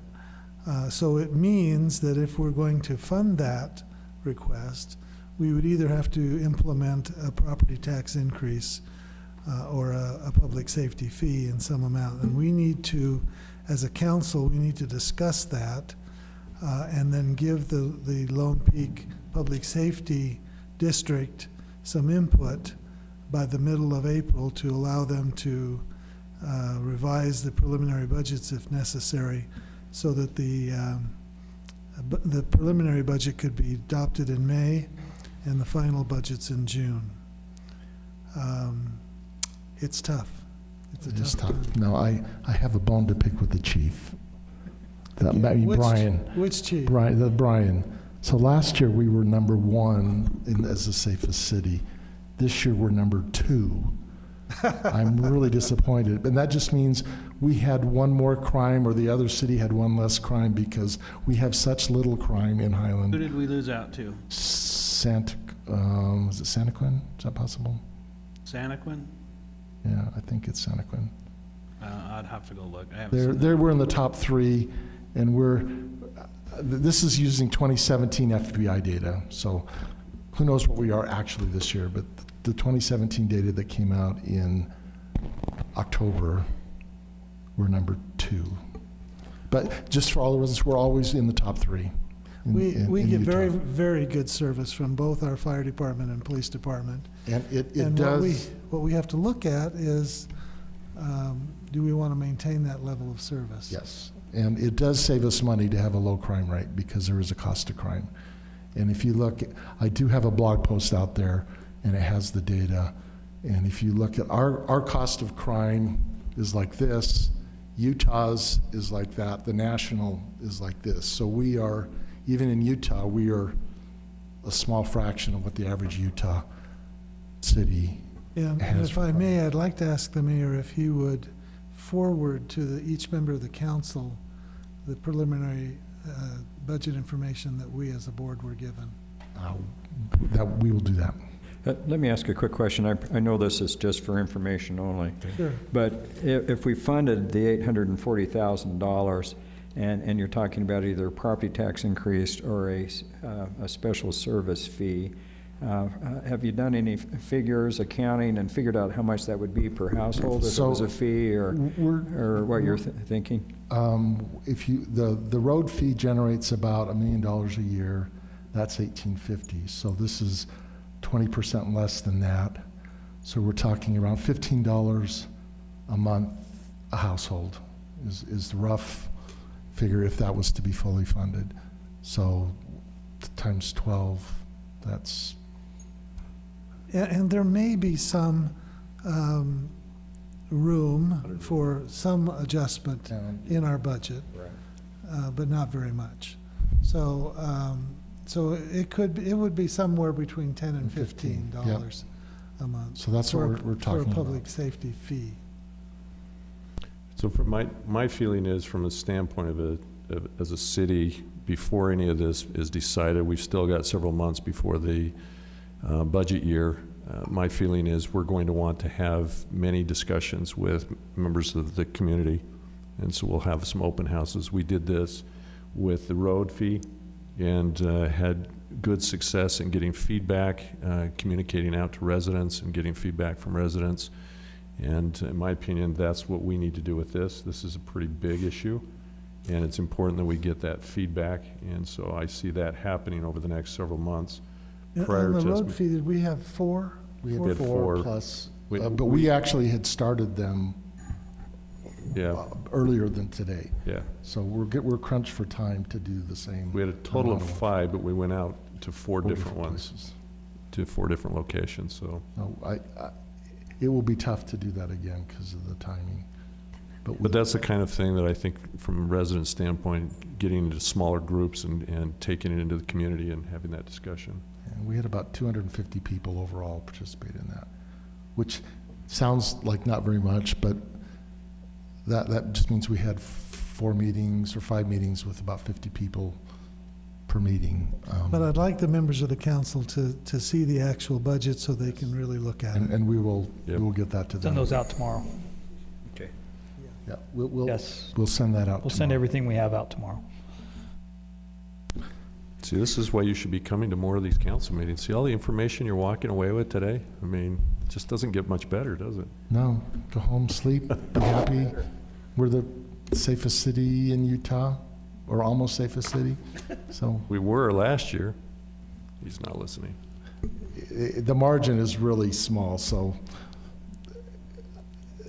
the chief does a good job, and it's a reflection of our community as well, right? Okay, that concludes my report. So now we can go to so now Brian.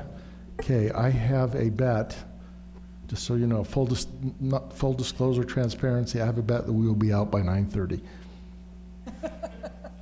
How about 9? Yeah, I'd vote for 9. I would go for 9, but I'm just saying, Brian. Can I get in on this bet? Yeah. We are talking about Is there an Brian. over-under in this? That's why I said 9:30. Wow, I'm hurt. Well, not really. From a city council standpoint, one of the things that we've talked about on the Mountain Ridge Park discussion was that we've had a discussion with a group of individuals who have been wanting to raise funds for the park. And one of the things that we created was a deadline for them to have funding in place. And the reason why we had a specific date, which was March 1st, is if you take the timeline of the activities that we were talking about wanting to do, which was to create a park that had a pickleball facility, had other activities, other sports. This is a sports complex.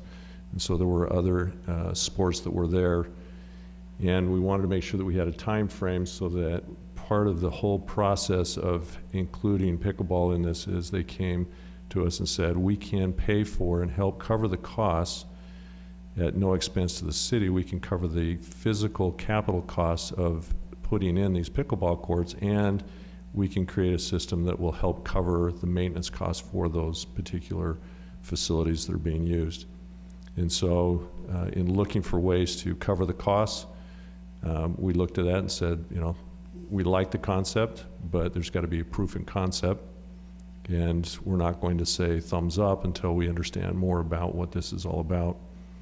So for them to actually deliver some of the revenue for maintaining it, there were 4 tournaments that would be put in place so that that would help cover the costs for that. So the courts themselves would be owned by the city. There would be no additional costs to the city for the courts that would be put in. And in having some of these tournaments, it would cover the costs for maintaining those facilities. Now, this is not money that would cover all of the park, and it would not be maintenance that would cover all the park. It was just money that would cover that portion of the park. They also had expectations of raising additional funds that would have an impact on the rest of the park as well. So they weren't committing to any certain amount for the rest of the park, but believed that they could bring in additional funding for the rest of the park for amenities that would help for the whole park. When we were talking about this, there were specific timeframes to do it. So we put a March 1st. That would allow us to deliver. If we were to approve it on March 1st, then we would have sufficient time to actually build courts and have a tournament in September timeframe. So that was the reason for that specific date. In January of this year, when this went to the Planning Commission postponed or continued the discussion because they wanted to have a noise and traffic study. Well, to be able to complete those 2 things, it would be physically impossible to have anything moving and a decision made by this city council on March 1st. And so that date, upon the Planning Commission making that decision, became really a moot point from the perspective of meeting that deadline was impossible. Now, that wasn't the only reason for that to be an impossibility. We also sold the land for the park in Spring Creek, and the city council cannot receive the physical cash from that until the actual June 30th, isn't it? sometime in June, because we have to go through the process of making sure that the plans are right and everything else.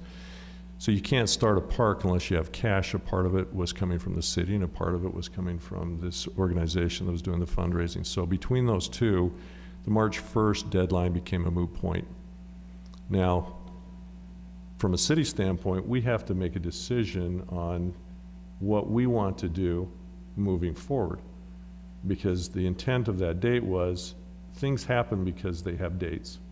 If you set a date, then you're likely to either hit it or not hit it, and you can make a decision. And that's why we made that date a real important piece of this whole thing. So now that that date is passed, as a council, we have to make a decision of, do we set another date and identify what needs to happen by that date, or any other option that we would put on the table? Well, Brian, maybe you could give us an update where financially things are at, because really, we put out back in November that on March 1st, they have to raise $750,000. Correct. You know, so if we're asking about moving the date, maybe we got to hear about the success of the fundraising, so we kind of know, is this a goal that can be attained, or do we need to start looking at other options because that's not an obtainable goal? That was a great lead-in to the next piece of this. So I wanted to make sure that there was some background, because the importance of this is that once the date is not a critical piece, and once it becomes a nebulous target, then going to a person who is going to donate money becomes a difficult discussion, because now there's no guarantee of when it's going to happen and when they're going to see it. And people who donate money have varying reasons for donating money, and it may be a fiscal year that they want to pay that because they're getting some kind of tax break on it, or it may be that they have money in their pocket that's burning a hole and they want to get their name on, you know, a pickleball court or a basketball court or a building, you know, at a university or whatever it is that they want to spend their money on. And so most of the fundraising has, from the big donation side, has backed off. So we had, when we last talked about this, we had about $425,000 that we had committed in different forms. Right now, we're about we're at $431,000. Approximately 24 of that is in cash that we have received. So we have about $407,000 in committed funds.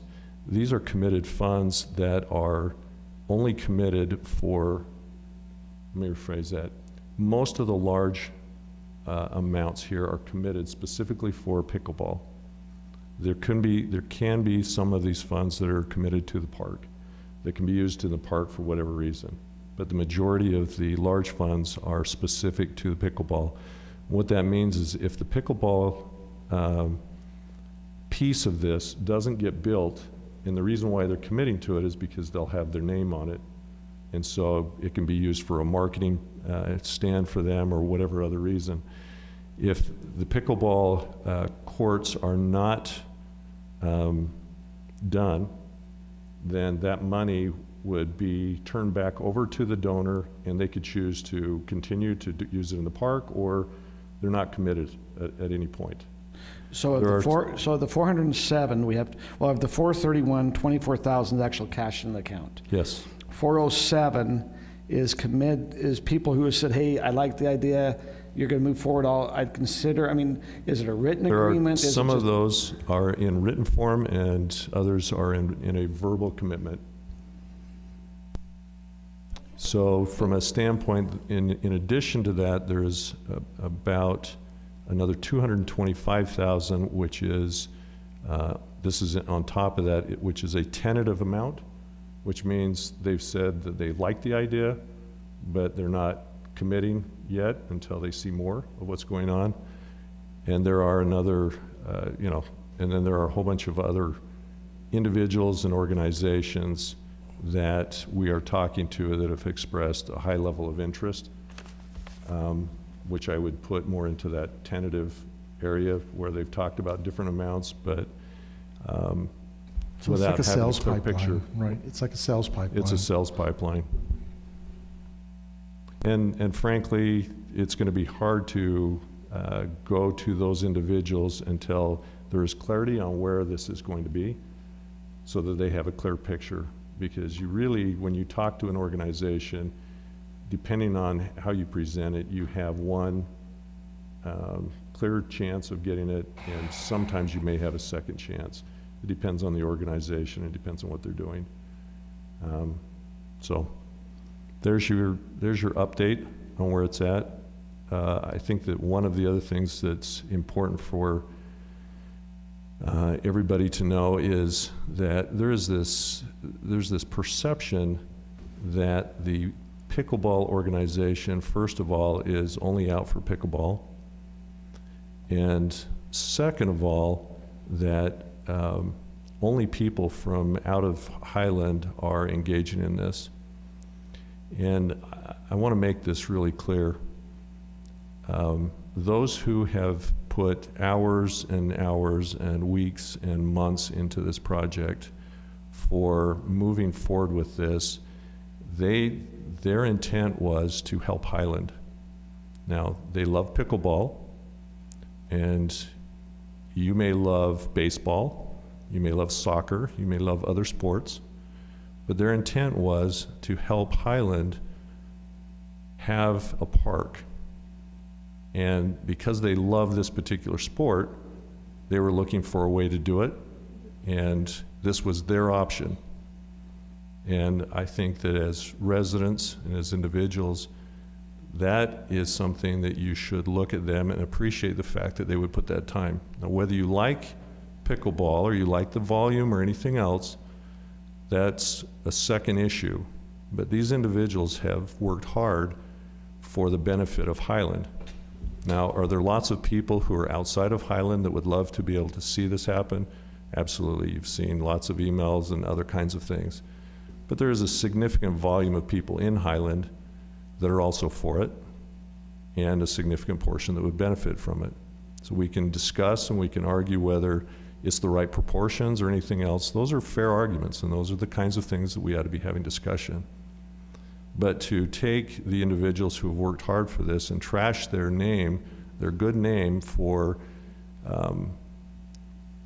putting in long hours trying to bring a vision forward that they would love to have, I think is disingenuous at the minimum. And I think it's morally wrong on the long side. So just recognize that we can have different opinions, and that there's nothing wrong with that. And it doesn't even mean that this is going to have, we're going to even have any pickleball courts in this particular park.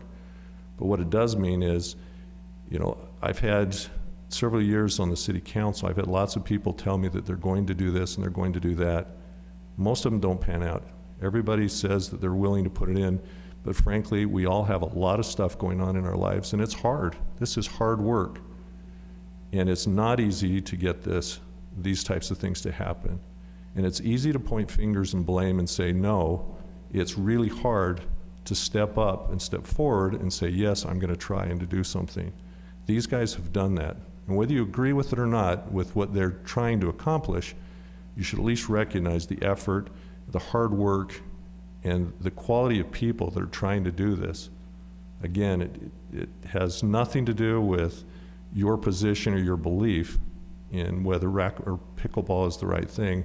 It has to do with, these are Highland residents. Every single one of them that have been pushing this are Highland residents that have tried to do something better for the city.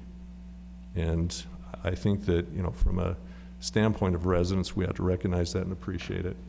Let me add just something to that. And this is my opinion. I don't have a vote, so I'm somewhat neutral on that. But my experience is that, yes, we have gotten emails from outsiders, and yes, we've interacted with outsiders. But in terms of opinions as to what goes into the park, whether that carries weight with the council, I don't believe the opinion of anybody outside of Highland as to what goes into that park has much relevance, and it might even have a negative correlation. I would agree. Where it does have relevance is if they have experience with pickleball, we'll just take pickleball, noise, how it impacts, or is it good for the community? Those opinions are valuable because it's information, right? It's, we've done this, we've had it, it's good or bad. So to that, I think the council is paying attention and should pay attention. And that cuts both sides, right? There are people that complain about noise and they cite these cities or lawsuits, and then there are there's other data points that say, you know, this is good for families, this is good for the community. That data is out there too, and to the extent that it's credible, I think the council listens to it. But it's qualifying that particular amenity, just like, you know, if we put in an all amenities park, or all abilities playground in Highland, I guarantee you that a good percentage of the people that use it won't be from Highland. They'll be coming from all over to use it. Do we care? It will happen. We're not going to card people when they come, but we do have a fair amount of disabled people in Highland that this is going to serve. So I have no issue with that. I also don't have issues with people coming to our community to use our amenities because we do that. Like most of the people that play baseball in Highland are down in Spanish Fork at their ball fields for tournaments, right? Yeah, let me give you a little example on that. Some years ago, Pleasant Grove built the Discovery Park. My practice of medicine was located in American Fork. One of the promoters of that came to us. We donated money for the Discovery Park, and my family's used that over in Pleasant Grove. So, I think there will be some people from outside the city that donate to the pickleball at least, or some other things, or the soccer, or whatever. The All Abilities Park. there will Right, be in All outside Abilities Park. And so I don't think we can discount the fact that there will be people helping us from outside the city as well. And I appreciate that. I want you to know, residents, that there is a concern that I've seen that all these outside voices are influencing, and my experience is not that. They do listen to it as a good source of data for people that have experience one way or the other, and they should, because we don't have pickleball courts in Highland, so we can't say it worked for us, or we have to look to outside sources. So that's happening. And I spent a good part of the weekend online responding to all kinds of things. Just so you know, we are not selling Highland Library to pay for the park. I heard that. It's not true. I've never heard that discussed. My son does not play professional pickleball either. He's a volleyball guy. So that's not true. There's just a lot of rumors that float around. I don't know how they get started, but selling the library gets an A for creativity. Whoever thought of that? So Brian, are you kind of looking a little bit kind of input from the council saying, hey, this is kind of where we have commitment of $407,000. I don't know if that's some donation in kind part of that 407, or we have expenses out there maybe to start doing a traffic study. We've got expenses to start doing noise. We've got design expenses. Are you looking for input? Do we keep moving forward as what we had? Because we'd set the date of March 1st. Is that what you're asking, or is that not the discussion tonight? No, I think that those are the kinds of things that we need to discuss as a council. There needs to be some timeframes that we talk about. There needs to be some review of what the costs are. If we don't move forward with any pickleball, I mean, it's all or nothing from the standpoint of the donations, from the big donations. So when you say all or nothing, that's it's a scale issue. The 25 to 27, or some of those dollars. Or if we do one court there of pickleball, we pay for the one court.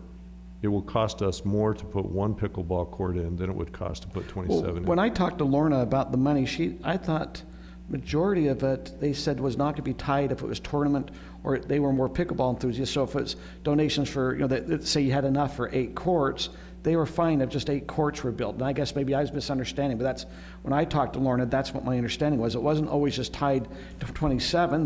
They were okay, because if they're from Highland, they were more invested in the park than and I understand there's probably some outside services, maybe some of the donation in kind, they're looking for things, but how much have you raised for, if it's just actual money that we could just build, if you want to say, hey, we're looking at 4, 8, 12 courts, what type of money could just go towards that type versus that has to be stuck to the 27 concept? Do you have any idea on that? I don't, and I'm sorry if I wasn't clear enough before. I thought I stated it, that there's a portion of this that will go to the park regardless. I don't know what that number is. And it really hasn't been an issue because the push has been for the pickleball portion of it, and the discussion has been around that particular piece.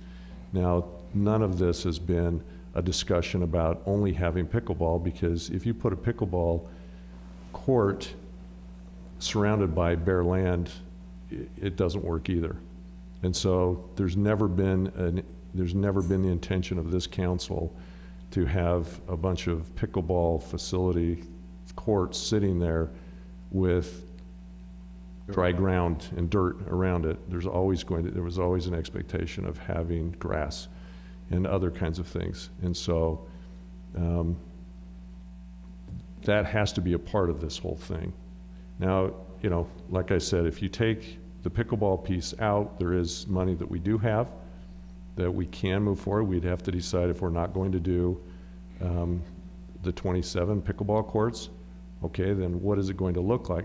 And there are some options. We could put 8 pickleball courts in, and the city would pay for those, and we could leave the design as is and give an extension of a year.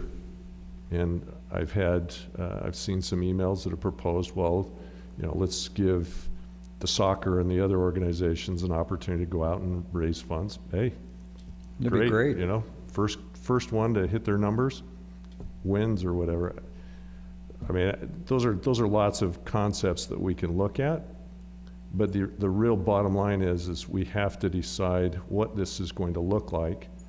And I think the fact is having a road study is going to be great, but that road was designed for build out, and we're not anywhere close to build out, and so that road is going to have a lot more traffic. And that park has always been a sports complex, so it's going to have traffic, and it's going to have noise. And I think it's probably good for us to have an impact study, a noise impact study, or a traffic impact study, so residents can see, look, this is coming. Whether you like it or not, people keep moving in. You can't shut the door for people from California from moving in, or any other state or any other city. They're coming. And we're not going to widen the road.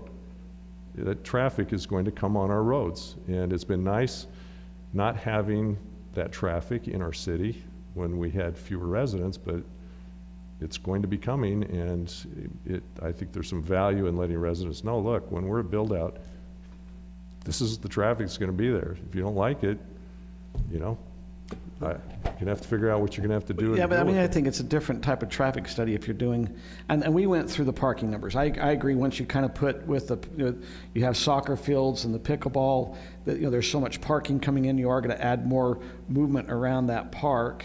Really, when you ask about build out, there's probably one or two, parcels that are even along that 10-400 that might kind of be impacting probably this road too much, because the majority of the build, we're going to see it more on our north side or different areas, maybe on our south side or all the way on our east side. I don't know if the heart of Highland's going to see either maybe the Bueller property once it gets developed, about 40 acres, but I don't know how much infrastructure, that's going to cause for traffic really on 10-400.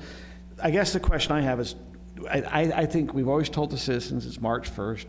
I agree, we can now modify it, but I think we have to decide, are we still married to the 27 pickleball courts, or are we now workable to look at, I've received a lot of emails from residents. I don't know if we're going to talk about any of the, we had a survey out there where we've got some input from residents from surveys, So we should have final numbers within a couple weeks, or close to final within a couple weeks. We've got about 400 to 500 paper forms to enter, and about 580-ish, 570, include the 27. I think there's value in having some discussion with residents and having a broader picture. There's been a misperception that 3,000 people are going to come in for a tournament and this, that, and the other. And the fact is that if you go through the numbers, if we completely take out pickleball and put in baseball, or we put in,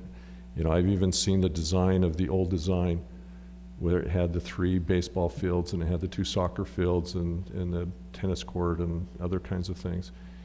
If you put those sports in there, the traffic on that street is going to be the same as if you had pickleball and the soccer that we're talking about. It doesn't change. In fact, it will be more during a year's time frame impacting those neighborhoods than it would be with the 4 tournaments and regular play.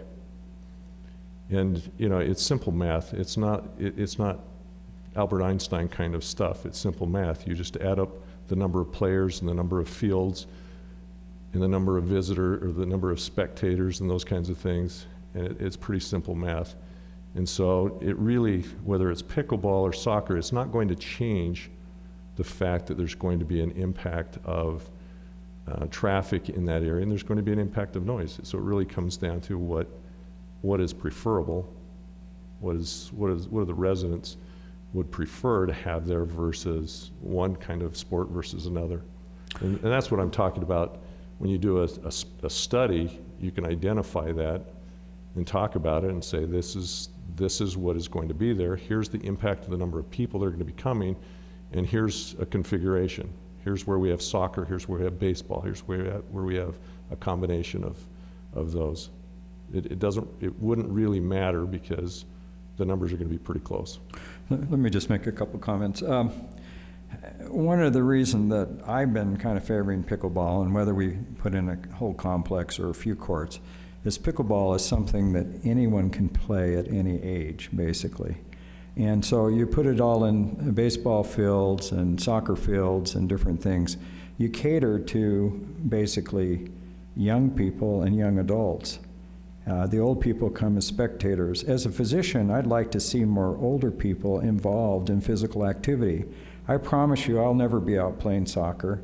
I'm not going to be playing baseball very often and different things. So I just think there's a need in the city for some pickleball courts, whether we build 27 or what. But there are a large number of people in this city that would use those and use those on a daily basis. I have an employee in my firm who lives 3 houses away from pickleball. She's told me, she says, I never hear any noise there, but I watch people line up to use it. And they have, what, 6 or 8 courts? And no, this is actually in Alpine, I'm sorry. But in the AF one, I've jogged down in that part of the Art-Dye Park, and the people are lined up to use it. And they built those pickleball courts right by the houses there. And as far as I understand, there's not a lot of complaints about it. So it is a sport that other people can enjoy as they get older, and I think there is a need for some pickleball courts in the city, whether we end up putting them there or not. But I favor having some. And I'd just like to ask a quick question. So the Planning Commission requested a traffic study and a noise study. Are those in process? So where we are with those is that we have 2 proposals for a traffic study. The first proposal was about $10,000. The second proposal was $4,000. We're in the process of evaluating them to make sure we're as close as we can to compare apples to apples. We have worked with both firms in the past. We feel confident in both firms. Our initial gut reaction is that we can get what we need with the low bid. So we are still working on that, but that's where we are as far as that goes. We have 2 proposals for noise study. One was from an out-of-state firm. It's about $3,000. One is from a local firm. It's about $2,000 with the caveat if the council wanted actual noise data, they would collect it in the spring when at different courts like American Fork or Alpine or wherever, and apply it to here. So we do have some case studies that we looked at. We do know there's an impact, and it has been a legitimate concern based on the case studies that we've seen, but we do have those proposals. If we go and do actual study, we're probably talking about 5,000, somewhere in there. So anywhere between 2 if we just base it off case studies, to 5 if we base it off real data, collected data. Let me just ask a follow-up question then. So this noise and traffic study, is that just based on our current plan? Yes, sir. Okay, but you wouldn't compare it to any other plans for the park? No, it was just, we asked for proposals based on the current master plan. On the current plan, but you wouldn't do one for the old plan where there were several baseball diamonds? No, we could. We could. It'd be interesting to see the comparison on the noise and the traffic. So the cost would go up a little bit to do that, but we could do Is that that. a possibility, though? Yeah. So staff is going to be looking for direction on how to proceed. Yeah, I mean, there was some concern in our communications that spending additional funds until we make decisions of where we're going. So we're looking for direction from the council on those. And quite frankly, we only got the last traffic study proposal yesterday. So it's kind of pulling teeth, but.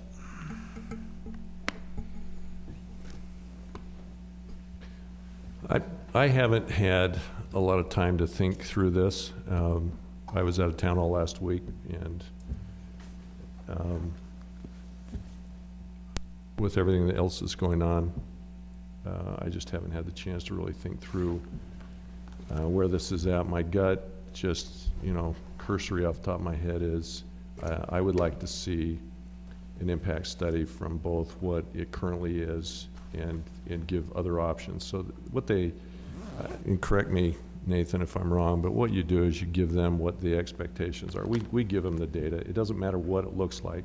We tell them this is what we would do, and we can do a rough estimate of any configuration we wanted and can give it to them. And it really comes down to what physical dimensions, how many soccer fields would be there, how many baseball fields, what combination of those, if you put some pickleball on there, it's those kinds of things. You say, here are the types of activities that are going to be going on, and this is the frequency of those activities. What's the impact? Would we want to maybe find out if we had 4 pickleball courts, 8, the impact, and then what the impact might be with 27? I mean, because if you have 27 pinging at the same time, is one different than 4 or 8. I mean, that might give us a little bit better study also. So, It Todd, depends you on the wanna- study, but yeah. So all of the case studies that we have looked at, we've done quite a bit of research as far as noise is concerned. And I have a whole bunch of documents here that we can go through, but we're trying to get out of here by 9:30. It's more of distance. Everything that I'm seeing is distance and how you lay out the courts. It's not necessarily the number, it's distance and direction of play. But there's lots of different things that you can do to mitigate the noise. And at the end of the day, we can use a lot of this internally to try to save us some money, and that's kind of where Nathan was going. Do we use the case studies and internally evaluate it? But at the end of the day, we're waiting for the direction of the council, because as of right now, that master plan is kind of up in the air as far as funding. So we're just wanting to know from the council, do we go ahead and spend money on this, or what direction do you want to go? Because we can go ahead and spend $15,000 on a noise study and a traffic study as of right now. But regardless, there's going to be noise and traffic. So, and we're going to develop this park in some form. Right. It would seem like we ought to use all the case studies to save money if possible, and I would recommend we go ahead with the studies, because, we're going to put some money into this park, as I understand, for some amenities. It'd be good to know, because there will be traffic, there will be noise regardless of what we use. Yeah, sorry, Scott. Oh, that's okay. Todd, why don't you go over how they do traffic studies and... So I looked at both of the proposals that came through. I actually, because the last one came yesterday, I spent some time today reviewing them, and they're very similar. They're both good firms. We've used both in the past. The main difference is one of them did not include public meetings in their proposal, the other one did. But I still feel like the amount of time that they would spend in a public meeting or meeting with me is, not worth $6,000. We felt like the $4,000 proposal was the way to go to save money and pretty much get what we need anyway, because they were both providing the same thing. What they do is they actually go out and do counts. They will sit and evaluate the existing conditions. And then they will come up with traffic scenarios, and they will look at the master plan and say, worst case scenario, a tournament is here, it generates this amount of traffic, what is it doing to this intersection? It's very, very thorough. And the proposal for $4,000 actually gave us 6 different things. They would look at existing traffic right now. They would look at existing traffic with the current master plan, what the traffic would do. Then they would look at build out by itself and then build out with the plan. And so we would have a lot of different options to look. But at the end of the day, it's based on the current master plan, and they would be looking at worst case scenario, a large tournament. And so that's the data that you would get back. You wouldn't really get the averages in between. You would get, here's worst case scenario, and this is what your roads are going to look like. That's what we would be paying for. So, and they can do some assumptions, but it really on other types of uses, but it really is going to depend on how they operate. Are we doing tournament soccer? Are we doing just games? The size of teams, all that kind of stuff all plays into it. So we can make some general assumptions. It's harder to get more specific with those general assumptions. You're absolutely right, but that's exactly what we did on this. We made general assumptions on this. And so it won't be any different, and we would just have to have a consensus of what those general assumptions are. But if you're going to put soccer fields or baseball fields, we're not building them to look at them and walk past them and say, those look really nice. We're building them because we're expecting them to get use. I mean, for example, not disagreeing, but for example, your turnover in soccer games on your parking impact is different than a turnover on other types of uses. That's why I say that. It can be, it depends on how it's set up. Right. In most soccer games, you have the next team sitting there waiting to go on the field. So you don't have the the first team gets the prime parking spots. The second one goes, oh no, what do I do? The third one gets the parking spots, the first one, and it kind of rotates like Exactly. that. Yeah. But that's, most sports are that way. Baseball, lacrosse, football, I mean, it doesn't change that much between them. And you're correct. We can look at other options. If we model the current master plan, it would be fairly similar to whatever we put in there. You're absolutely correct. If we have other team sports, you have a lot of people coming to play and as spectators. And so it may not be terribly off.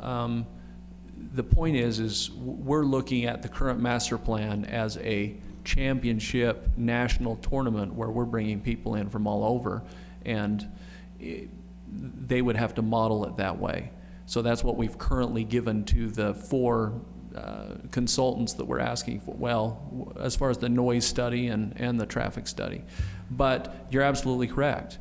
If whatever we put in there, we're going to have an impact to the roads and the parking. Let me ask another question if it's okay.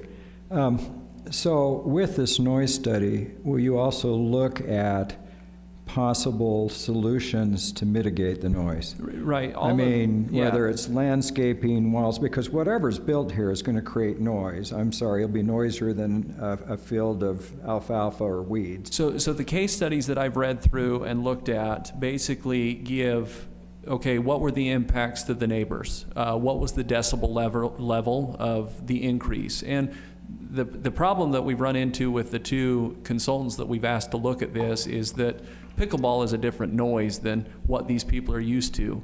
The consultants that we have used in the past for noise studies, they're looking at traffic. They're looking at impact for roads. And so it's a different noise. I've sat down with them and they found something that will actually generate and pick that noise up. But what I'm finding is that it's a distance, and if you're within a certain distance, then you mitigate with this, whether it's a sound wall or they have what's called acoustifence, and that would go up on the chain link on the actual pickleball courts, and that will reduce the noise some. So they go through a number of ways to mitigate the noise based on the distance you are from residents, and so this study would tell us all of that. Would that also mitigate wind issues? No. If it was a wall, yes, but then you get the swirling in there, and then yeah. So Brian, to help, I think, just with one other big thing we haven't talked about is money. I mean, I understand you talked about what the fundraising, but the money we were hearing this was going to cost for the 27 pickleball courts. We seem, even if they raise $750, we're way off. We can talk all about what we want to do, but what we can do is different. So where are we at financially? Where do you think it's going to cost? Have we gotten any new bids back from the $5.4 million on the park to get completed? Has it changed? Are we seeing anything changing financially? That's a really good point. The issue comes down to, and we talked about this before, is really phasing and identifying what it is that we would do in phase 1. And as I stated before, we're not going to put a slab of cement and have a bunch of dirt around it. That makes no sense. And so there has to be grass and there has to be some minimum kinds of things. And so we walk through it, and to build a sports complex of this size, you have to have restrooms and you have to have other kinds of things. You have to have the parking for it and those kinds of things. So we sat down with Blue Line and talked about what some of those basic kinds of things are, and we're talking somewhere in the ballpark of $3 million, if I remember right, just for the grass. Yeah, it was somewhere around the $3 million mark to be able to the put. $3 million gets 27 pickleball courts, grass amongst the area, the parking and the restrooms is what you're thinking? Yes, and the parking would be gravel to start with. It would not be asphalt. And that is a conservative guess with where we're at today in best numbers. So it could be off one way or the other from that particular type of thing. They don't know until you go out to bid, until you design it and go out to bid, you don't know what those numbers are going to be. So let's assume we got the 3 million. That's why I threw that out there, because it's a round number and it's. So we got 3 million, close. we're selling Spring Creek for $1,915,000. We gotta go put a park in over at Spring Creek. Well, let's use the number 300,000 there. So now we have 1.615. We have a park, Beacon Hills, that hasn't been completed. We said that 60% of the proceeds from Spring Creek would go to Mountain Ridge. The other 40% could go to other parks, or as a council, we can decide. I'm just trying to back in these numbers, because, I mean, we keep trying to come in here, but let's see how are we gonna back in? So if we have the 1.615, and then we have the money they've raised, even if, if it's the 4, we're still off $1 million. I mean, if we put the 400,000, we take the 1.6, we don't give anything to Beacon Hills, which we'll have people screaming up there, because we have a park that we're now gonna start moving on again. Let me just ask a question about Beacon Hills. I would love to know what specific thing we have not delivered. In other words, I don't think there's anything that we've promised that hasn't been delivered up to now. Now, if I'm wrong, that's great. I would love to know.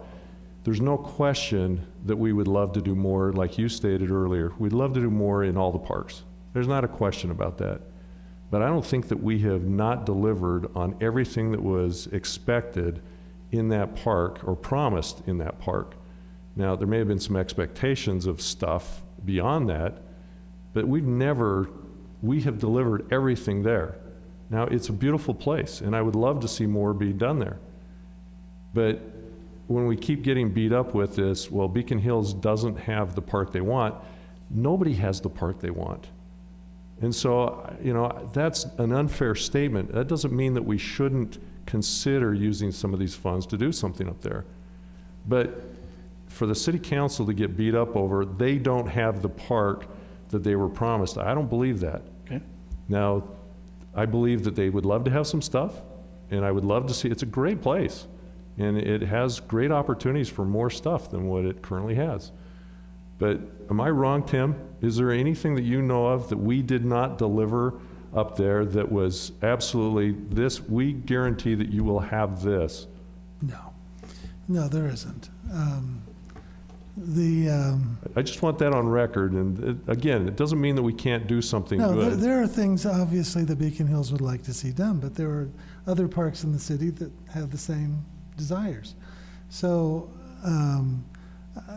probably what happens is when you put a master plan together and people look at that, they see that as the promised land. And I don't think that any council or any mayor made any commitments beyond what they've already got. I really don't. But I agree with you that if we have money that comes available, what we've talked about is 60% goes to the Mountain Ridge parks and 40% goes to other parks in the city.